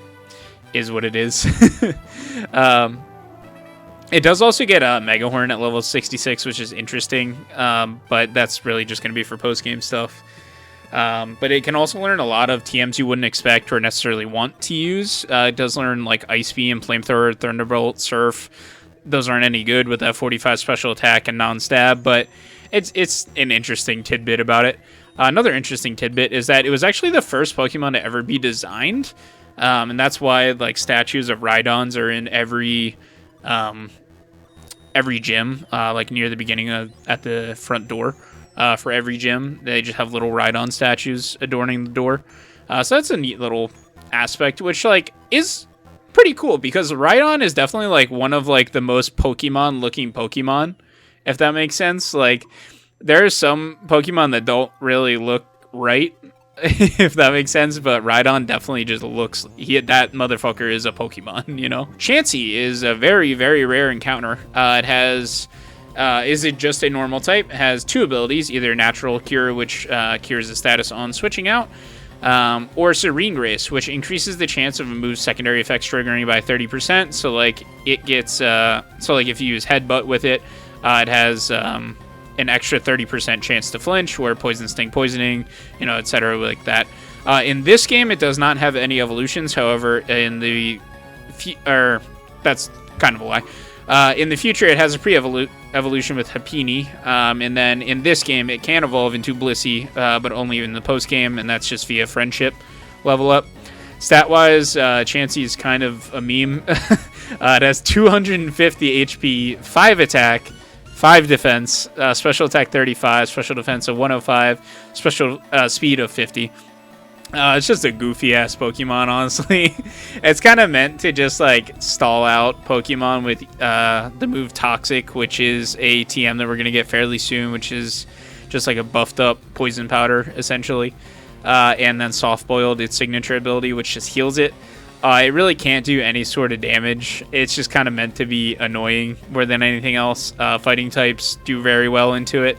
But that's kind of all that does well into it. I guess Rock and Ground will do pretty good too, but not as good. But it's just a goofy Pokemon. I don't know. It's just it's funny, but it's not for me, you know. Kangaskhan, which we saw with Giovanni, it is just a normal type. It does not evolve even to this modern day. Its only ability is going to be Early Bird, which, like we said with Doduo, can just wake him up in about half the amount of turns that it normally would. Stat-wise, HP 105, attack of 95, defense of 80, special attack of 40, special defense of 80, and speed of 90. It's a pretty good physical attacker with decent bulk. Makes good use of strength as well as its signature move, Dizzy Punch, which is just a strong fighting type move. It does have a chance to confuse on hit as well. It's definitely one of the better normal types in the game. If you're not happy with like a Rattata at this point or Eradicate at this point, swapping it out for a Kangaskhan is going to be very, very good for you. Tauros, who is also a normal type, still does not evolve. However, in later games, he has gotten some regional forms and what have you. Has the extremely good ability of Intimidate. Stat-wise, has 75 HP, 100 attack, 95 defense, special attack of 40, special defense is 70, and speed of 110. It's pretty much just like the faster and stronger version of Kangaskhan.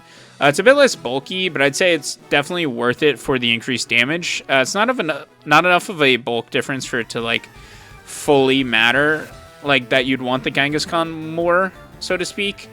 But I think overall, Tauros is probably a bit better. Uses Strength well again. It also gets Thrash, which is a weird move where you're locked into using it for either 2 or 3 turns, and then it'll always confuse you after that duration. So it's just like a weird thing that you can do with that. It is 120 base power though, so it does a lot of damage. So it's like a high risk, high reward type of gameplay. But like for those first like 3 turns, you're just obliterating stuff. So Tauros is interesting. He's pretty good. You're not going to have a bad time using him, especially Intimidate. Kind of shores up his bulk issues a little bit, which his bulk issues aren't really even bulk issues, to be honest. It's still pretty good. Tentacool is a water and poison type. He evolves into Tentacruel at level 30. He can have one of 2 abilities, either Clear Body, which prevents stat lowering, or Liquid Ooze, which damages the enemy if they use a draining move on it. So like if I Leech Seed or Leech Lay for Giga Drain a Tentacool, I will actually, the damage I was supposed to heal will actually be done to me. Now it will still get hit by Giga Drain, it just does that passive damage as well. Stat-wise, Tentacruel has HP of 80, attack of 70, defense 65, special attack of 80, special defense of 120, and speed of 100. It's kind of weird. It's a kind of weird Pokemon. It's really fast and decently bulky. It kind of does damage thanks to just like water type moves in general being strong. But there are harder hitting options. It does have a really good type. It makes grass neutral and has like 7 resistances. Thanks to its typing. It's good. Like it's fine. It does the job, so to speak. Electabuzz. Electabuzz is an electric type, obviously. He has the ability. He does not evolve in this game. He does evolve from Elekid via friendship in the post-game only. That is a Gen 2 Pokemon. He does have the ability Static, which, like with Pikachu, is just on contact, has a chance to paralyze. Stat-wise, he is pretty good. Has about 65 HP, attack 33, defense 57. Special attack 95, special defense 85, and speed 105. So yeah, he's a good special attacker, decent physical attacker. He does get pretty good moves with Thunderbolt at 47, Light Screen, and then Thunder at 56. He does need some TMs for coverage, but he can learn a good amount of TMs as well. But he he's good. Like, he's good. It's a good hard-hitting electric type attacker. It's not gonna knock your socks off, but it's pretty good. Magnemite and its evolution Magneton that we can find here. That being them being an electric and steel type. And ability-wise, they can have one of two things. It can either have Magnet Pole, which is basically Arena Trap specifically for Steel-type Pokemon, meaning Steel types cannot switch out on it, so kind of not too great. Or it has Sturdy, which is the prevention of one-hit kill moves, which, again, not too great, unfortunately. But, yeah, so ability-wise, not too great. Magnemite evolves into Magneton at level 30. HP-wise, it does have 50 HP, 70 attack, 95 defense, 120 special attack, 70 special defense, and 70 speed. So he has good physical bulk and special attack. He does need a Thunderbolt TM because he doesn't learn it naturally. It's a great typing. It resists a lot of things. It is very weak to ground. It'll kind of explode on that. He doesn't get any steel moves, and there's no steel TMs, unfortunately, so that kind of sucks. But you really want steel for the defensive typing anyway, so it's not that big a deal. Because Lickitung is pretty bad. Lickitung is a pure normal type in this game, and he, he, base stats, jeez, I'm stroking out, sorry. So he's a pure normal type, and he does not evolve in this game, will evolve in Gen 4, still not really great anyway. But stat-wise, HP of 90, attack of 55, defense of 75, special attack 60, special defense 75, and speed of 30. I don't really know what to say. It's pretty terrible. The best move it gets is Slam, which is 85% accurate. Lapras, the water and ice type, it does not evolve now or ever. You can get one of two abilities, both Water Absorb, which, like you said, absorbs water type attacks and heals them, and heals you from them, or Shell Armor, which means it cannot be crit. Both are very good abilities. Stat-wise, has HP of 130, attack of 85, defense of 80, special attack of 85, special defense of 95, and speed of 60. So Lapras is really good, honestly. It's very bulky, but it does have a lot of weaknesses to, like, rock, fighting, electric. You know, it has a lot of weaknesses. It does get Ice Beam and Slam naturally, and also Surf with the HM, of course. So it's like a solid damage dealer, but it's nothing crazy. It does get a good bevy of support moves like Confuse Ray, Safeguard, and Rain Dance, and it also gets Perish Song, which, if you don't know, is a move that when you cast it, puts a timer on all Pokemon on the field, and after 3 turns, they will faint. It's pretty good against NPCs, honestly, because they never switch. Like, you can just take it off by switching out, but, like, they don't switch. So, like, it works out pretty good. Hitmonlee. It is a pure fighting type. It does not evolve, but in future games, it does have a pre-evolution with Tyrogue, which you can actually obtain in the post-game, I believe, or you might have to trade, whatever. Doesn't matter for right now. Ability-wise, it has Limber, which means it cannot be paralyzed. HP of 50, attack of 120, defense of 53, special attack of 35, and special defense of 110, and speed of 87. So this thing is really just like a huge glass cannon. It's like fairly fast, and it can attack or hit very hard with that 120 attack stat. It has a weird amount of special bulk, but honestly, it's probably gonna die from a decent amount of special, like a psychic move is probably still gonna kill it because of its low HP stat. It's kind of weird. It's not quite fast enough to sweep, but it'll hit hard nonetheless. It does have high jump kick, which is a really strong but also inaccurate fighting type move, and if it misses, the Pokemon just keeps going and crashes and loses either like 25% or 50 of its HP. Some stupid thing like that. And then it does get Reversal, which is an interesting move, which does like more damage the lower HP you're on, which is like a strategy you can use where you can just like lower your Hitmonlee's attack or HP to 1 before the fight just by like poisoning and then healing the poison or something like that. And then you can, if you are faster than their entire team, you just press Reversal and it pretty much kills everything.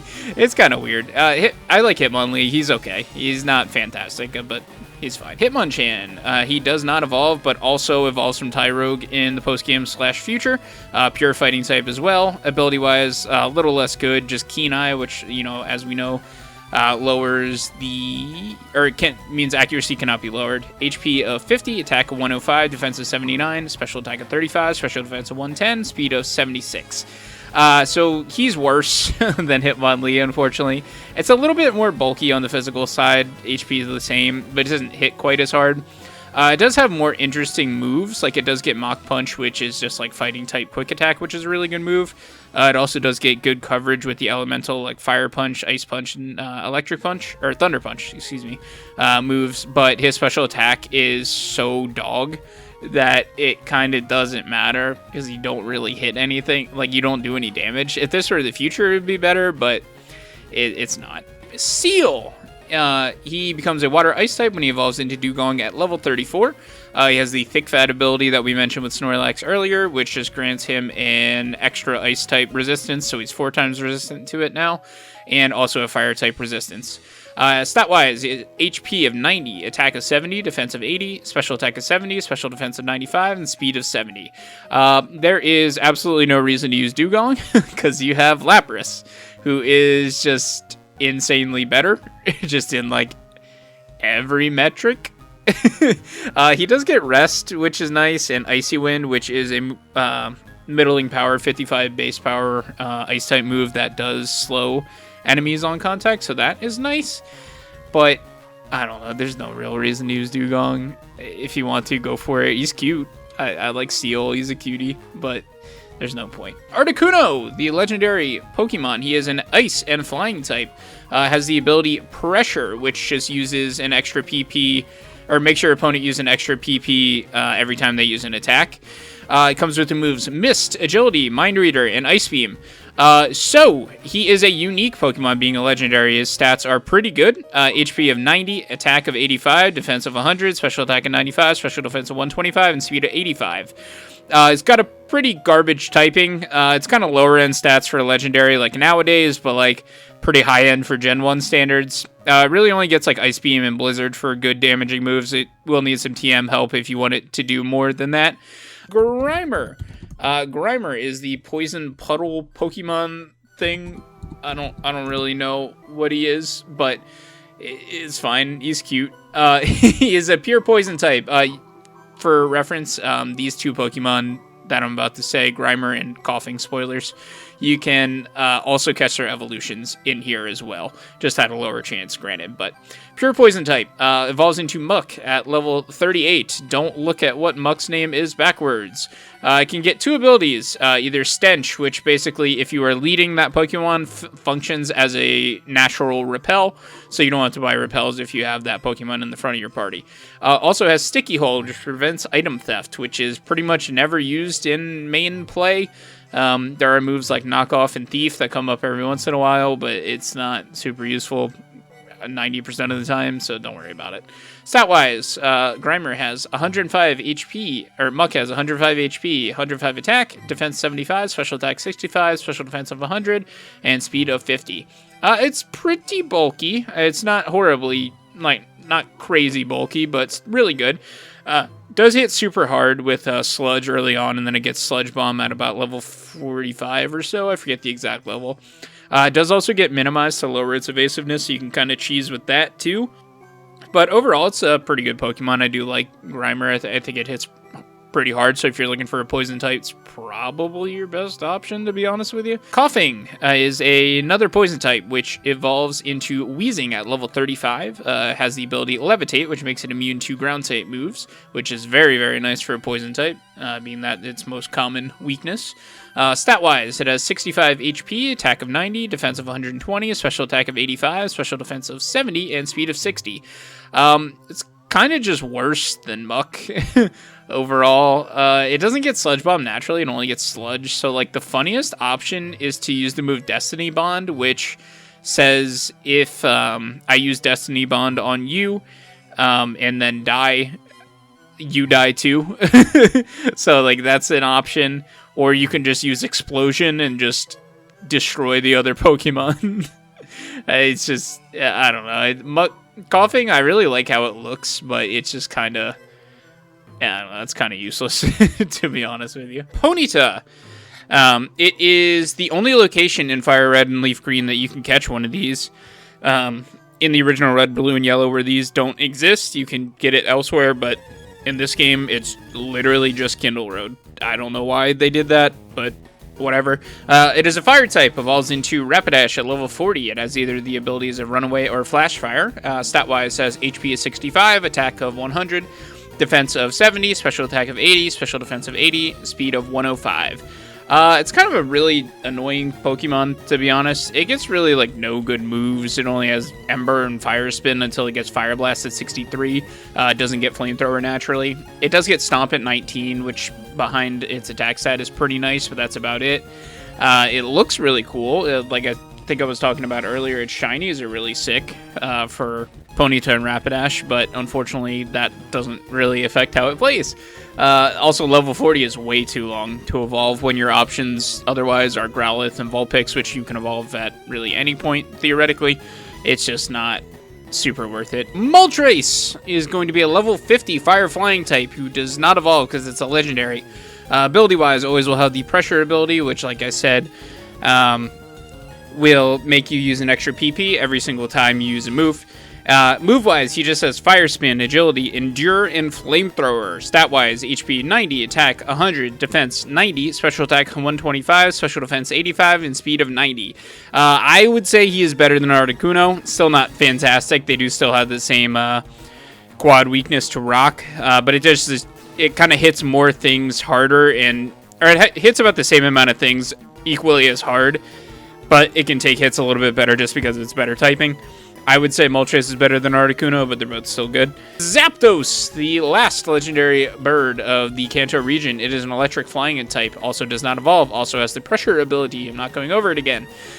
Stat-wise, it has HP of 90, attack of 90, defense of 85, special attack of 125, special defense of 90, and speed of 100. And I'm sorry, give me 1 second. I forgot to look up Zapdos' moveset. 1 second. So, Zapdos is definitely the best of the 3 legendary birds of Kanto. He, mostly just because of his typing, electric types really appreciate not being able to be hit by their one weakness, which is ground types. So, very, very nice. Drill Peck does a ton of damage. He gets that naturally, and he will also do a ton of damage with Thunderbolt, but you do need to teach it to him via TM. He only gets Thunder and I think Thunder Shock via Move Relearner naturally. So for the most consistent damage, you do need a TM, much like the other legendary birds, but once you do get that on him, he will do a ton of damage. He is also the fastest of them by, I think, like 10 points over Moltres, so that is also a nice boon. He also does insanely good work against like 2 or 3 of the Elite Four, at least 2, maybe more. I'd have to calculate that probability, but he does very, very good work against a lot of the Elite Four as well. So he'll kind of carry you through a lot of the endgame, more so than the other 2 would. But yeah, great Pokemon. I also love his design. I love his sharp beak to like match his sharp, pointy, like lightning bolt wings. I just love him. He's a great guy. Magmar, who is a pure fire type, who evolves from Magby at level 30, but Magby is a Gen 2 Pokemon, so that is post-game only. But you can just catch Magmar here anyway, doesn't really matter. Ability-wise, has Flame Body, which is just like Poison Point, but for burning. I don't know if we've come across a Pokemon with that yet, but it has a 30% chance to burn the opposing Pokemon on contact. Stat-wise, he has 65 HP, 95 attack, 57 defense, 100 special attack, 85 special defense, and 93 speed. And I ran into a trader. Crap. Anyway, he's a really good fire type option, honestly. You can't only get him until, after the 7th gym, so like, is it really worth it? I don't know. It's up to you. But he gets really good damage with both Fire Punch initially and then Flamethrower when you get him up to like level 42, I believe. So solid damage with the 100 special attack stat and that. He's really fast for a fire type. Fire types in general are pretty fast, but he's really fast just kind of in general. He has also good utility with Smokescreen, Sunny Day, and Confuse Ray.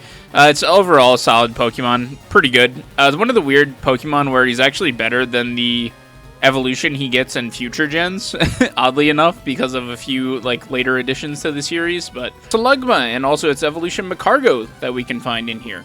I completely forgot to write down what level Slugma evolves at. It'll be on screen. Anyway, Slugma is a fire type, and Magcargo being a fire and rock type. They can have 2 abilities, either Magma Armor, which prevents freezing, or Flame Body, which, as we know, with Magmar, has a chance to burn. But This cool thing is our first Gen 2 Pokemon. We have not yet encountered a Johto Pokemon, I believe. I've talked about a few of them because of evolutions, but this is the first one we can actually catch with our National Pokédex. Now, I think you can still come here, even if you... Actually, I feel like you might need to activate this by having the National Dex and talking to Celio. I'm not sure. Anyway, so pretty cool, but stat-wise, Magcargo has HP of 50, attack of 50, defense of 120, special attack of 80, special defense of 80, and speed of 30. So, it being our first Gen 2 Pokemon is kind of perfect, because it gets really good moves but horrible stats, which is kind of a theme with Gen 2, weirdly enough. I don't really know why they do this all the time, but they do. It's kind of annoying. But yeah, like those stats are just not going to cut it. Pretty good physical bulk, but that HP is pretty awful. He, again, gets really good moves with Flamethrower, Rock Slide, Body Slam, and Yawn. Dunsparce, who is a pure normal type, and as of this generation does not evolve, but does as of Generation 9, but doesn't matter for us here. Ability-wise, can either get Serene Grace, which I think we've come across once before, which has like an extra 30% chance of triggering like secondary effects on moves, like Poison Sting, Poison, or, you know, stuff like that. Or he can also learn Runaway. Or also can have Runaway. Stat-wise, has 100 HP, 70 attack, 70 defense, 65 special attack, and 65 special defense, and 45 speed. This Pokemon's kind of just useless, to be fully real with you. It kind of just, like, doesn't do anything, you know? Like, I don't know what to say. It just, like, it doesn't do anything. It doesn't get any good moves. Its stats are bad. It can do some shenanigans with Flail, maybe. It also doesn't get any good utility moves. It gets, like, Screech, which can lower defense, but that's about it. I don't know. It's kind of just pointless, to be honest with you. Wooper. Oh, nice Stardust there. Anyway, Wooper, the water and ground type, who evolves into Quagsire at level 20. Ability-wise, they can have either Damp or Water Absorb. And stat-wise, they have HP of 95, attack of 85, defense of 85, special attack of 65, special defense of 65, and speed of 35. It's a fairly decent physical Pokemon. It does okay work with Surf and Earthquake. Honestly, nothing special. I love how Wooper and Quagsire look. They're very cute, but they're not the best, honestly. they're just fine. Also, Wooper is a FireRed exclusive, so I would never find him here anyway. Marill, who is a pure water type, would become a fairy in the future, but that doesn't exist yet. It has a pre-evolution from Gen 3 that is Azurill that evolves with Friendship, as well as a Gen 2 evolution, Azumarill, level 18. Ability-wise, it has either Thick Fat, which, as we talked about, adds an extra resistance to fire and ice type moves. So basically, for Marill's purpose, that just makes makes Marill 4 times resisted to those two types, because water already resists them. And other ability-wise, it can also have Huge Power, which is an insanely good ability that doubles your attack stat. And that doesn't mean double your base attack stat. It means it takes the number and just doubles it. So if you have 200 attack, you just have 400. Just cause. No real other reason. But stat-wise, Marill has 100 HP, attack 50, defense 80, special attack 50, special defense 80, and speed of 50. Because of Huge Power, Marill is way better in later gens when there's actually physical water moves that it can take advantage of. But even like in this game, if it uses Strength or Double Edge, it'll just hurt a ton. Just even with the not that great attack stat and not stab. Or you can go the Thick Fat route and make it extremely bulky with its high defenses and HP, plus the resistances. You can go either way with it, honestly. It's okay. It's way better later, but in this game it's fine. Swinub, another Gen 2 Pokemon, is Ice and Ground type, evolves into Piloswine at level 33, and has the ability Oblivious, which ignores Attraction. And then stat-wise says HP of 100, attack of 100, defense of 80, special attack of 60, special defense 60, and speed of 50. Swinub's really cute, but it's kind of poopy dog ass, unfortunately. It doesn't get any good physical moves in this game to take advantage of that attack stat, and it doesn't get any ground moves naturally. So realistically, you would need to kind of give it an Ice Beam and Earthquake TM just for it to even do anything. Strength is good on it as well, but yeah, it's kind of not fantastic. It is really good in Gen 4 when it can evolve again into Mamoswine, but that does not exist here, so I would not recommend it. Delibird, who is an ice and flying type who does not evolve and can either have the Vital Spirit ability, letting it not be able to be put asleep, or it can have the Hustle ability, which trades accuracy for power. So I think even like your 100% accurate moves become about 83% accurate, and you just get a flat damage boost of I think like 10-20%, I'm not sure honestly, to those damaging moves, not based on your stats at all. It's just based on the damage calculation plus that amount. And then stat-wise, as HP 45, attack of 55, defense of 45, special attack of 65, special defense of 45, and speed of 75. It is a gimmick Pokemon. An only move it learns naturally is Present, which has a 25% chance to just heal the target instead of doing damage. It can learn TMs like Ice Beam or Fly or whatever, but still pretty ass. Even if you do, its stats are just horrible. It's meant to be a gimmick. It's nothing else. Kneasel, who is a Dark and Ice type who does not evolve, and stat-wise has HP of 55, attack of 95, defense of 55, special attack of 35, special defense 75, and speed of 115. So Sneasel is our first Dark type, which is pretty dang cool. Unfortunately, he's not a great user of it. I forgot to say, ability-wise, it can have either Inner Focus and not be flinched, or Keen Eye and not have its accuracy dropped. But unfortunately, its stats are not good for the types that it has in this game, because Dark and Ice are both special types, and it has 35 special attacks, so honestly it's kind of... Sentret! Sentret is a pure normal type, evolves into Furret at level 15, can either have the abilities Run Away or Keen Eye, and HP, or stat-wise, has HP of 85, attack 76, defense 64, special attack 45, special defense 55, and speed of 90. It's got a good stat spread, but they're honestly just like too low to fully do anything with. Ends up being a pretty good doubles Pokemon because it does have both Helping Hand and Follow Me. Unfortunately, in a single-player campaign, doesn't really do enough to be usable. It can learn Surf randomly, which is kind of funny. It's supposed to be like Rattata, like an early game rodent Pokemon that's like pretty good, but like not super great in the late game. So it's okay, like it's fine. It does not enough, but like it's fine. Quillfish, it being a water and poison type that does not evolve now nor never. And ability-wise, it can either get Poison Point or Swift Swim. Stat-wise, has HP of 65, attack of 95, defense of 75, special attack of 55, special defense of 55, and speed of 85. It does have really good stats. Well, not really good. Pretty good stats if it were going to be a poison move user. However, it does not get any poison moves, unfortunately. It does weirdly get the move's submission, I believe. It's that or superpower. I'll flash it on screen, whichever one it is. So it can like make use of that attack stat. It definitely needs Sludge Bomb if you want it to really do anything, like the Sludge Bomb TM that we are going to be getting pretty soon. But it unfortunately just doesn't do super duper much when it really should. A Remoraid, who is a pure water type, evolves into Octillery at level 25. Remoraid has the ability Hustle, which we mentioned with Delibird last part. And Octillery has the unique ability Suction Cups, which prevents it from getting switched out by moves like Whirlwind or Roar or stuff of that effect. Stat-wise, has HP of 75, attack of 105, defense 75, special attack of 105, special defense of 75, and speed of 45. Unfortunately, it's kind of just like too damn slow to do anything. It's not bulky enough for that speed to be, you know, warranted, really.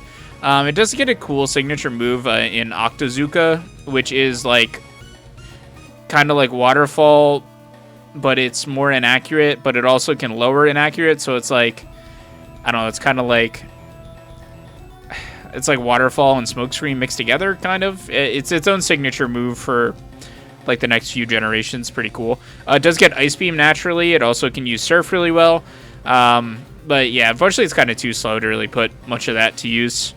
Don't ask me why a fish evolves into an octopus. I don't really know. It's kind of funny that Remoraid is supposed to look like a revolver and then Octillery is supposed to look like a cannon. I don't know why they evolve into each other, but Ladybug. It is a bug and flying type that evolves into Ledian at level 18. It has Swarm or Early Bird as its abilities. Stat-wise, has HP of 55, attack of 35, defense of 50, special attack of 55, special defense of 110, and speed of 85. This thing is in contention for one of the worst Pokemon to ever exist. It is just horrible. It has god-awful attack stat, or attack, what am I trying to say? God-awful stats and move pool. Neither of its types can be, like, it has 35 attack, and both of its stab types are physical. It also doesn't get a single move of either of those types. It only gets normal type moves. So it's just maybe like one of the worst. It's like top 5 worst Pokemon ever made, just in terms of like actual usability. Also, that like 110 special defense doesn't matter, because if it gets hit by a rock with that 50 defense and 55 HP, it's gone. Why? Like, I don't know. Why does this exist? I don't know. It's just awful. Its abilities are terrible, because Swarm ups its bug type move power, which can't happen. So I think you see the issue here. It's god awful, to be honest with you. I hate this thing. I also hate how it looks. It's just stupid. I guess it's supposed to be like a Power Ranger, like Super Sentai thing. Spinarak, which is a bug and poison type. It evolves into Ariados at level 22. Ability-wise, you can get either Swarm or Insomnia. Stat-wise, it has HP of 70, 90 attack, defense of 70, special attack of 60, special defense of 60, and speed of 40. I really wish I could tell you Ariados was better than it is, but it's pretty horrible. I don't know why the Spider Pokemon is 40 speed. I also don't know why it just randomly gets the move Psychic at level 63. It's just kind of unfortunate. I really wish it were better. It's just not, though, unfortunately. It also gets a weird signature move called Spiderweb that traps foes, kind of like Arena Trap, or like Mean Look, I guess, is a better comparison. It's not really that practically useful, to be honest with you. But Ariados is unfortunately just pretty ass. Heracross. It is a bug and fighting type. It does not evolve, not now, not never. Ability-wise, it gets Swarm, or the ever-useful Guts, which we haven't seen in a while, so we'll go over it again. It boosts power if you are status, like poisoned or burned. Anything like that boosts your attack power. Stat-wise, it has 80 HP, 125 attack, 75 defense, 40 special attacks, 95 special defense, and 85 speed. I love Heracross, man. It's one of the few Gen 2 Pokemon that actually still holds up today in terms of stats. Like, it's really good. It's just an incredible Pokemon overall. Move-wise, it also does really well by getting like Brick Break and Mega Horn naturally. It can learn Strength or Earthquake via TM/HM, which with its insane attack stat do a lot of damage, even if they're not stab. It's a fantastic Pokemon. I love him. I also love how it looks. I like how the female design, I'll put it on screen with the male one, it has like a heart-shaped horn. I like stag beetles. I don't know. I love this little guy. He's just cool. We have a Natu, the Psychic and Flying type. It evolves into Xatu at level 25. Can have either the ability Early Bird, which as we know wakes people up earlier. Oh, a Ruin Maniac. That's a new trainer class, actually. Sorry, got distracted. Or Synchronize, which I think I used Toxic and I didn't mean to. Anyway, Synchronize is an ability that will pass on a status effect that you receive back to the person who inflicted you. So if I get poisoned by somebody, my Synchronize will throw it right back at them. Stat-wise, it has HP of 65, attack of 75, defense of 70, special attack of 95, special defense of 70, and speed of 95. Honestly, Xatu is a pretty decent Pokemon. It's a lot faster than I would always think it is, just because it looks stoic. I don't know what to say. It just looks really like it wouldn't be fast, but it really is. Move-wise, it can only get Psychic, Nightshade, and Future Sight to do damage, aside from the Peck that it starts with. It does also get Confuse Ray and Wish, which is an interesting move for decent utility. It hits decently hard. It's got a cool typing. Moveset needs a bit of work. Probably need to give it Fly or something, but honestly, it's probably not using that a lot. It's probably just spamming Psychic the whole time. But pretty good Pokemon nonetheless, and I like his design as well. Mianma, the Bug and Flying type, who does not evolve in this game, but will in Generation 4. Ability-wise, can get Compound Eyes, which we know boosts accuracy of moves by about, like, an X amount of percent that I don't remember. Or it can get Speed Boost, which is a new ability to us. That just gives it a +1 speed boost, as if it were, like, using, I don't know, like, I think agility raises it by 2 stages, but let's say agility, but worse. But it just gets it passively for free, even though you can use a different move.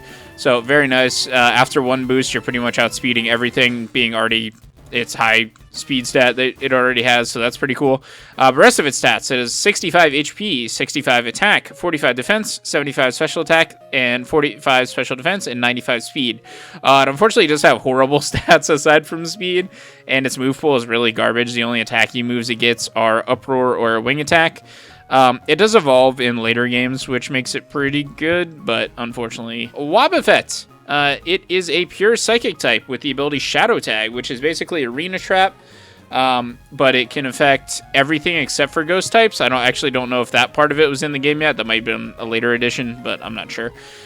It does have a pre-evolution with a Why Not that came around in Gen 3. That is evolves at level 15 in a Wobbuffet. Stat-wise, it has 190 HP, 33 attack, 58 defense, 33 special attack, 58 special defense, and 33 speed. So this is another gimmick Pokemon.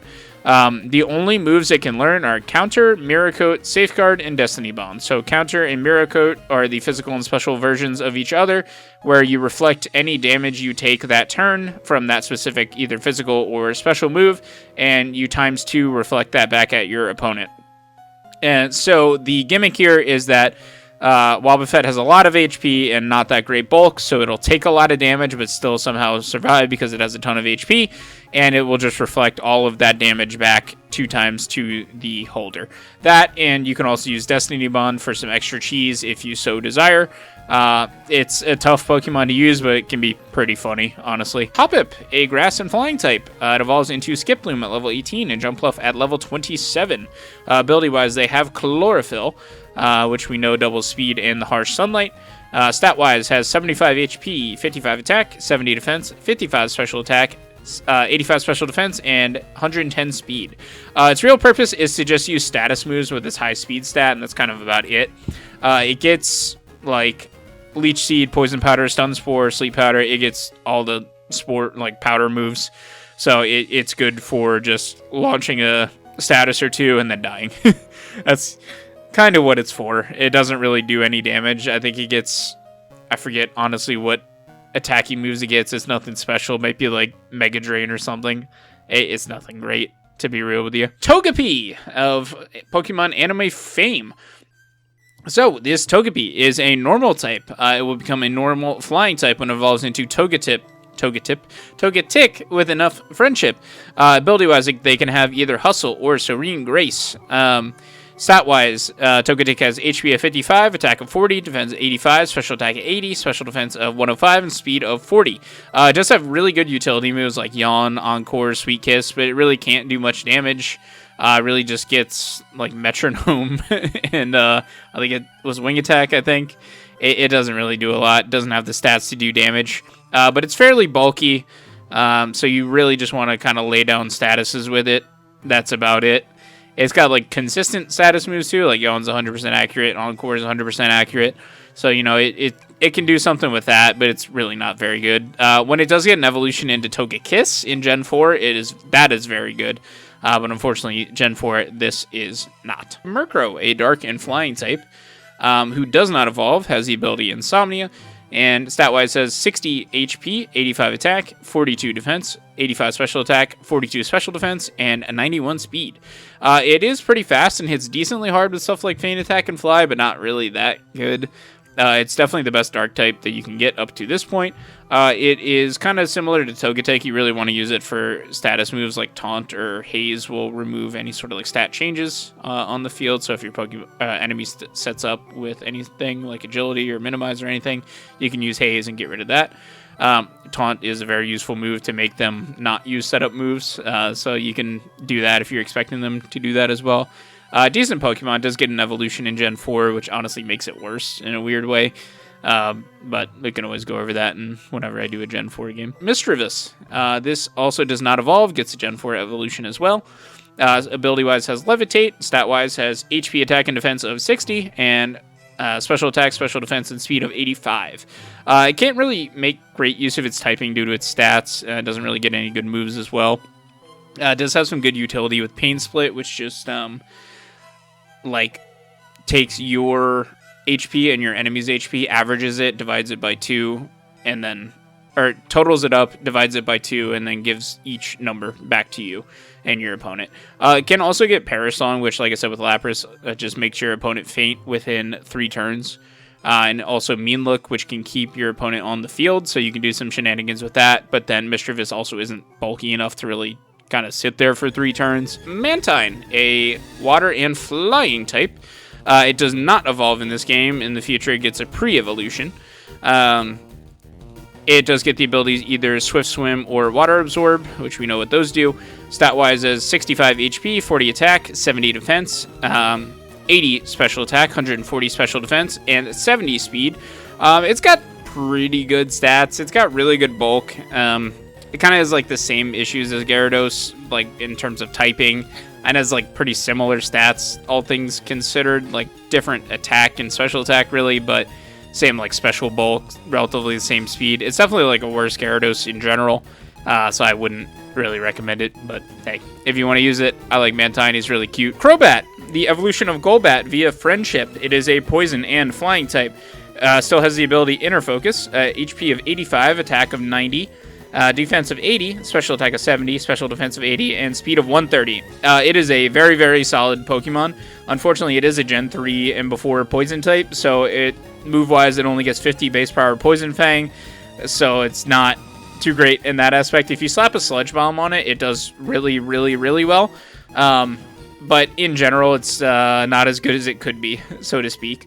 Honestly, I wouldn't be surprised if I use it in like a future game where it's a bit better, like a Gen 5 or so game, maybe in Gen 4. But yeah, very, very good Pokemon. I also love his design. I don't know why he's purple instead of the other colors that they are. But Blossom, it evolves from Gloom with a Sunstone. It is a pure grass type. It is the alternative option to Vileplume. It has the ability Chlorophyll, and stat-wise has 75 HP, 80 attack, 95 defense, special attack of 90, special defense of 100, and speed of 50. So it's really just a worse Vileplume. It has pretty much the exact same stats, except for switch the special stats, like special attack and defense. Those numbers are just switched. Yeah, it's kind of just worse because grass really likes having that secondary poison typing, and if it doesn't, which Blossom doesn't, then unfortunately it's not really doing all that much. It kind of just gets blown up, even with the pretty decent defensive stats. I don't know. It kind of just like doesn't really do anything. You would just use Vileplume, and also you can get Vileplume way earlier as opposed to post game, because you can't get a Sunstone until post game. So yeah, I would say just use Vileplume. It's Blissey, a pure normal type who evolves from Chansey via Friendship as well. Has the abilities Natural Cure and Serene Grace as well. It has 255 HP, 10 attack, 10 defense, 75 special attack, 135 special defense, and 55 speed. In this game, it is just a better Chansey. It does the exact same thing, but it also... Yeah, it does the exact same thing, just with higher numbers, really, is kind of how you want to look at it. But it can actually kind of do something with its special attack stat. It's still not great, let's be forthright there. Like, it's still 75, which is not the worst, but it's not the best. It's 135 special defense, means it can also tank very well, pretty much like equal to Snorlax in that respect, and then its HP, HP of course is still crazy, so you can do stuff with that as well. It's a good stall Pokemon. It's just better Chansey. Porygon 2, who is a normal type. You trade Porygon holding the upgrade item, and it will evolve into a Porygon 2. What am I trying to say? Ability-wise, it has Trace. Stat-wise, HP 85, attack 80, defense 90, special attack 105, special defense 95, and speed of 60. It is very, very, very good, honestly. It's way better than the base Porygon, of course. So why wouldn't it be? But it also does super well because it learns a lot of TMs. Being a normal type, they usually can learn a lot of TMs. Like this can learn Ice Beam, Thunderbolt, Psychic. It gets Tri-Attack as well. It hits very hard with all of those, so definitely not going to be bad for you. I would recommend using it if you feel like picking up a Pokemon this late. It's also experiencing like a weird like resurgence now in like 2025 in like modern competitive Pokemon because it can hold the Eviolite item and learns Trick Room. So it ends up being like a super bulky Pokemon that can just set up Trick Room pretty much for free, which is extremely valuable. Yeah, it's definitely good here, but funny that it's like extra good nowadays. Scizor. It is a bug and steel type that evolves from Scyther when you trade it holding the Metal Coat item. Ability-wise, it still just has Swarm, but stat-wise is HP is 70, attack of 130, defense of 100, special attack of 55, special defense of 80, and speed of 65. So it's kind of basically just like the stronger and bulkier version of Scyther. It's way slower, of course, but it also has one of the best typings in the game. It only is weak to fire, so very, very good. Unfortunately, it does have a terrible moveset. But you can give it Steel Wing and Strength via TM, which does a lot of work for it. So he's, again, much like Crobat, much better in later games when they kind of fix his typing movesets a little bit, but still pretty good here. Still like him. Steelix, the Steel and Ground type, who's the evolution of Onix when traded via holding the Metal Coat. Ability-wise, still has Rock Head and Sturdy. And stat-wise, they finally fixed Onix. He has 75 HP, 85 attack, 200 defense, special attack of 55, special defense 65, and speed of 30. It is probably like the best glow-up of all time, to be honest with you. I really like Steelix. He's very fun to use. He has pretty much like the same stat spread as Onix. Like his stat points are like focused in the same spots. But like they actually put actual numbers in the spots instead. So it's very good in that aspect. It doesn't have a great moveset, much like any other steel type in these early games, unfortunately. It can eat physical hits for days, and it also has a much better typing, being the steel and ground type versus the rock and ground type. It has like decent special defense, so like it can kind of take hits with that, but like not really. It does really well with an Earthquake TM as well. 85 attack is not great, but it's good for a very tanky Pokemon like that. So, you know, we love that. We love that Onix finally gets his time. Kingdra, the Water Dragon type, who evolves from Seadra when traded while holding a Dragon Scale. It has the ability Swift Swim. So it goes back to Swift Swim after Seadra for some reason. I don't really know why. Stat-wise, it has 75 HP, 95 attack, 95 defense, 95 special attack, 95 special defense, and speed of 85. It is really good, honestly. You can kind of hit good with either water or dragon types using that physical or special stat, given that they're the same. They're both like not, you know, crazy, but still good. If you get up a Rain Dance, either with it or with a partner Pokemon, it pretty much outspeeds most things in the game. And it's bulky enough that it can sit there and afford to Rain Dance itself if you so desire to go that route. Very, very, very good Pokemon, especially in Gen 2. Whenever I do one of those games, the final gym leader has one. And it's pretty crazy. So, Politoed is a pure water type who evolves from Poliwhirl when traded with a King's Rock item. It is the alternative to Poliwrath, so kind of similar to Vileplume and Blossom. Ability-wise, it also has Water Absorb and Damp.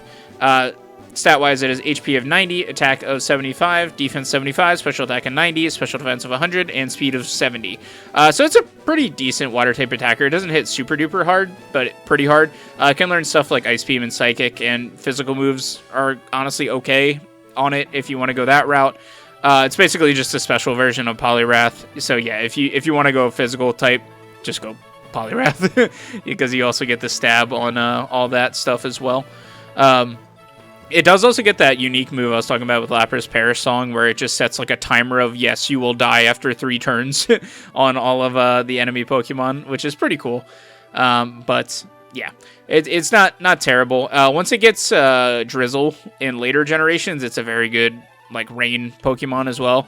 That's mostly what it's used for nowadays, honestly. Slowking, who is a water and psychic type, who gets the abilities Oblivious or Own Tempo. Stat-wise, has 95 HP, 75 attack, 80 defense, and 100 special attack, 110 special defense, and 30 speed. So, this is the alternative to Slowbro. It evolves from Slowpoke when you trade it with a King's Rock again. It has the exact same stats as Slowbro, except you switch its defense and special defense. So, it honestly really depends if you want a special tank or a physical tank. That's the only difference. They hit equally as hard. They're the same speed, same HP.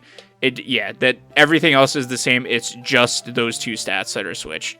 They learn the same moves too. It's they're same type. They're pretty much the same Pokemon. Personally, I like Slowbro better because I think it becomes a very good physical wall with its resistances as well. And it also helps it survive like bug type moves and stuff like that. Phanpy, the pure ground type that evolves into Donphan at level 25. Its ability goes from pickup as a Phanpy into sturdy as a Donphan. I don't know if we have went over pickup. You just get random items every once in a while. I think I went over it with like Meowth or something. I don't know. And then sturdy, of course, is the one-hit KO move prevention. So Donphan has stat-wise HP of 90, attack of 120, defense of 120, special attack 60, special defense of 60, and speed of 50. It's honestly a really good physical Pokemon. It gets Earthquake naturally, and strength is also good for it. It doesn't really get many other tools beyond that. It gets Rollout, which can be something. Honestly, being a pure ground type is better than being a rock and ground type, so it is definitely better for that as well. Also, Phanpy is really cute, so, you know, there's a win there as well. Skarmory, who does not evolve, not now, not never.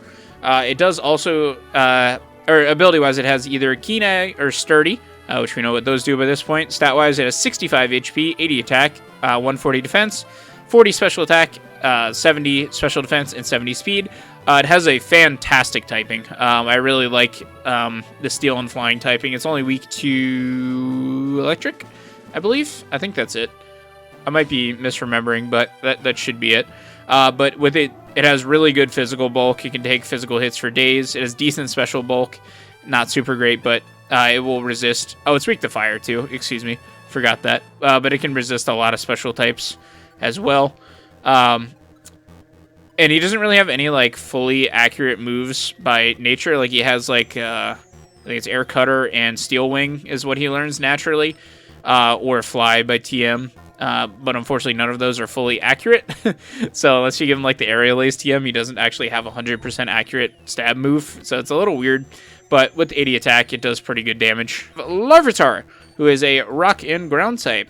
And he stays that way through his second evolution, Pupitar, but in his final evolution, Tyranitar, he actually changes into a rock and dark type.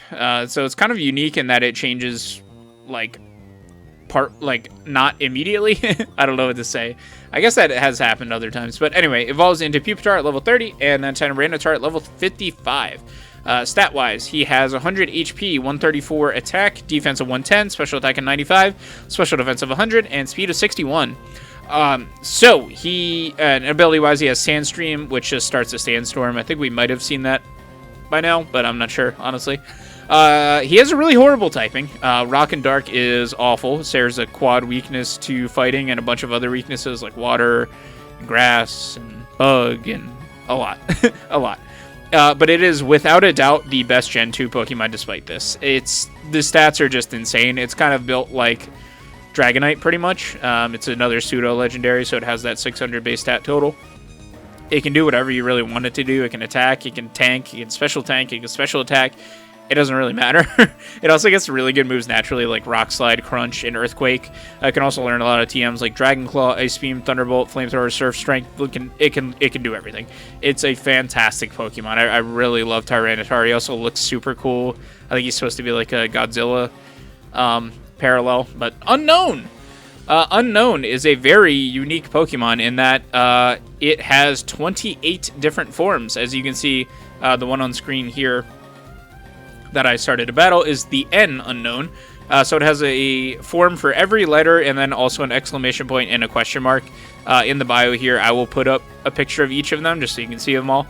But stat-wise, or I guess Pokemon-wise, it is a Psychic type with the Levitate ability. It does not evolve. Stat-wise, has 48 HP, 72 attack, 48 defense, 72 special attack, 48 special defense, and 48 speed. Unfortunately, it is a gimmick Pokemon. It's just meant to be like a cool Easter egg thing. It can only learn the move Hidden Power, which is dog shit, and its stats are dog shit. It's not usable in any way. It's just a joke. Like, it can't learn any TMs or anything. It's just meant to be a fun gimmick thing. Entei here. So I will go over him real quick. He is a fire type. Level 50 has the ability Pressure, much like every other legendary Pokemon in this game. Move-wise, he just has Ember, Roar, Fire Spin, and Stomp. Stat-wise is HP of 115, Attack of 115, Defense of 85, Special Attack of 90, Special Defense of 75, and Speed of 100. Of course, being a legendary is pretty darn good. Doesn't get a ton of great moves to take advantage of its high attack stat in this generation, but it still does good with like Flamethrower or Overheat or something like that. So really good Pokemon. Suicune, who also comes at level 50 with Pressure and Bubble Beam, Rain Dance, Gust, and Aurora Beam for his attacking moves. Stat-wise has 100 HP, 75 attack, 115 defense, 90 special attack, 115 special defense, and 85 speed. So Suicune is supposed to be the bulky one of the group. He gets good tools for that, being with like Reflect and Rest and Calm Mind and Mirror Coat. Also gets Ice Beam and Surf. Well, he has to use the HM for Surf, but gets Ice Beam naturally, both of which are very good coverage. So yeah, he's a really good tank. Water's a good defensive type as well. So very good Pokemon. Also a good choice. Probably better than Entei, I would say. Not even just for the type matchup, just kind of in general. Raikou, who you get if you chose Squirtle. He's an electric type. Evolves at level 50 as well. Pressure as well. Attack-wise has Thundershock, Roar, Quick Attack, and Spark. I just realized, hold on. Sorry, let me pause. Okay, I think, maybe they just run away from you. Okay, yeah, they just run away from you. They don't use Roar to get away from you. Sorry, I just realized that when I realized Suicune doesn't have Roar. Alright, anyway, back to Raikou. Has Thundershock, Roar, Quick Attack, and Spark for his 4 moves when you catch him. Stat-wise has 90 HP, 85 attack, 75 defense, 115 special attack, 100 special defense, and 115 speed. He's by far and away the best attacker of the trio. I guess he uses strengths well with that high speed and high special attack. Does need a Thunderbolt TM because he only gets Thunder and Thundershock and Spark naturally, so definitely want to teach him Thunderbolt, but he will do a ton of damage very fast once you are able to get that on him. Jinx is an Ice and Psychic type who evolves from Smoochum at level 30. Ability-wise, it just has Oblivious, so it prevents attraction. Stat-wise, it has 65 HP, 50 attack, 35 defense, 115 special attack, 95 special defense, and 95 speed. Jinx is a pretty good special attacker. It kind of explodes when it gets hit by a physical attack, like a Rock-type move. That thing's gone. Probably even Fighting-type move, even though it's neutral. But if you give it Ice Beam and Psychic, it has really good coverage. It does also get Ice Punch naturally if you don't want to get it a TM for Ice Beam. It also does get like neat status moves such as Lovely Kiss and I'm forgetting the other one. There's Lovely Kiss and Sweet Kiss. Mewtwo is a Psychic type at level 70. At level 70, has the Pressure ability. With moves Swift, Recover, Safeguard, and Psychic. Stat-wise, has HP of 106, attack of 110, defense of 90, special attack of 154, and special defense of 90, and speed of 130. Mewtwo is pretty incredible, to be honest with you. He he just was the best Pokemon in the original Gen 1 because Psychic types were the best, and he was the best Psychic type. So he just absolutely obliterates things with Psychic and can really learn most TMs except for like Water-type moves. Weirdly enough, he can't learn, but still. Yeah, extremely good Pokemon. The defense version, well, I should say, they all have the same ability, that being Pressure. That same ability that really all the legendaries in this game have, where it just makes you use double PP. But stat-wise, they are very different. The defense version has HP of 50, attack of 70, defense of 160, special attack of 70, special defense of 160, and speed of 90. I think I didn't say they're all also only Psychic types, nothing else. But the defensive version is a very good Tankmon. It's still decently fast and strong, but it's extremely bulky in both departments for that. It does have kind of bad HP, but it gets a lot of unique moves compared to the other forms like Spikes, Snatch, Iron Defense, Amnesia, Recover, Counter, Mirror Coat. I actually think they all get Recover, but regardless. So it's kind of like functions like a Wobbuffet almost, where it has low HP, but it's kind of like the opposite of a Wobbuffet. It has high defenses and low HP, so it kind of functions the exact same way, but not quite the same. But for It is a pretty good tank Pokemon regardless. Version that you can get in Fire Red, who has HP of 50, attack of 180, defense of 20, special attack of 180, special defense of 20, and speed of 150. I'd say it's probably the best one. It's either this or defense. It's very fast and hits extremely hard. It's less bulky than the normal form, but like, as you'll see, like 20 and 50 are not very different. It does get the unique moves Superpower and Zap Cannon, so it can kind of blow things up if it hits with those, but that's a big if. But yeah, this thing hits extremely hard. Speed form in Emerald, which has HP of 50, attack of 95, defense of 90, special attack of 95, special defense of 90, and speed of 180. This is by far the worst one because the extra speed doesn't really do much, because like 150 and 180 in the Gen 3 games is not very different. It doesn't outspeed anything that the other forms don't really already outspeed. And then it also only has 95 special attack, which is kind of average. It's just not great. Effectively, it just doesn't. It kind of tickles. It's also like special moves over the other forms are agility. Why? It's already 180 speed. Why the fuck? Why do you need agility? It does get extreme speed, which is cool. It's pretty unique in that respect. Not a lot of Pokemon do get that. The normal form, which has HP of 50, attack of 150, defense of 50, special attack of 150, special defense of 50, and speed of 150. It's just the kind of more average one. It doesn't have a specialty, but it like still hits extremely hard with those stats. It does get blown up pretty easily. It gets the moves Snatch and Recover. It's really squishy, but it hits hard. You know, I would use it over the speed version for sure. I could see a world where you use the attack version over this, but I don't understand the speed version at all. Who is a fire and flying type with the ability Pressure, because of course he has Pressure. Does not evolve, and this particular Ho-Oh is level 70 with the moves Recover, Sunny Day, Fire Blast, and Swift. And stat-wise, he has HP of 106, attack of 130, defense of 90, special attack of 110, special defense of 154, and speed of 90. Ho-Oh is still a really good Pokemon today. He's even still fairly relevant. Just so you know, I'm going to be whittling him down in the background here because, yeah, it's going to take a while. But he's even still decent today. Moveset-wise, he gets really good Fire-type moves. A Flamethrower TM would be nice, but you don't really need it because he has a signature move known as Sacred Fire, which is a 100 base power, 95% accurate Fire-type move with a 50% chance to burn, so that is pretty dang good. Flying-type move-wise, he does need help with that, but it's fine. Like, Flying-type moves are kind of garbage in this game, so kind of is what it is. But yeah, he's still very good today. He has a sick design. Most people will have seen him in the anime, at least, you know, from the first episode, where he flies over Ash before he even existed somehow. Lugia! This is a Psychic and Flying type with the ability Pressure. It does not evolve. This particular Lugia is level 70 with Recover, Hydro Pump, Rain Dance, and Swift. Stat-wise, has HP of 106, attack of 90, defense of 130, special attack of 90, special defense of 154, and speed of 110. It's pretty good, honestly. It is the bulkier one, but for some reason it's also faster. Honestly, it really should be a Water type just based on its lore and its movesets and all that. But whatever. It doesn't get a Psychic type move naturally, so except for Future Sight, so it needs a Psychic TM.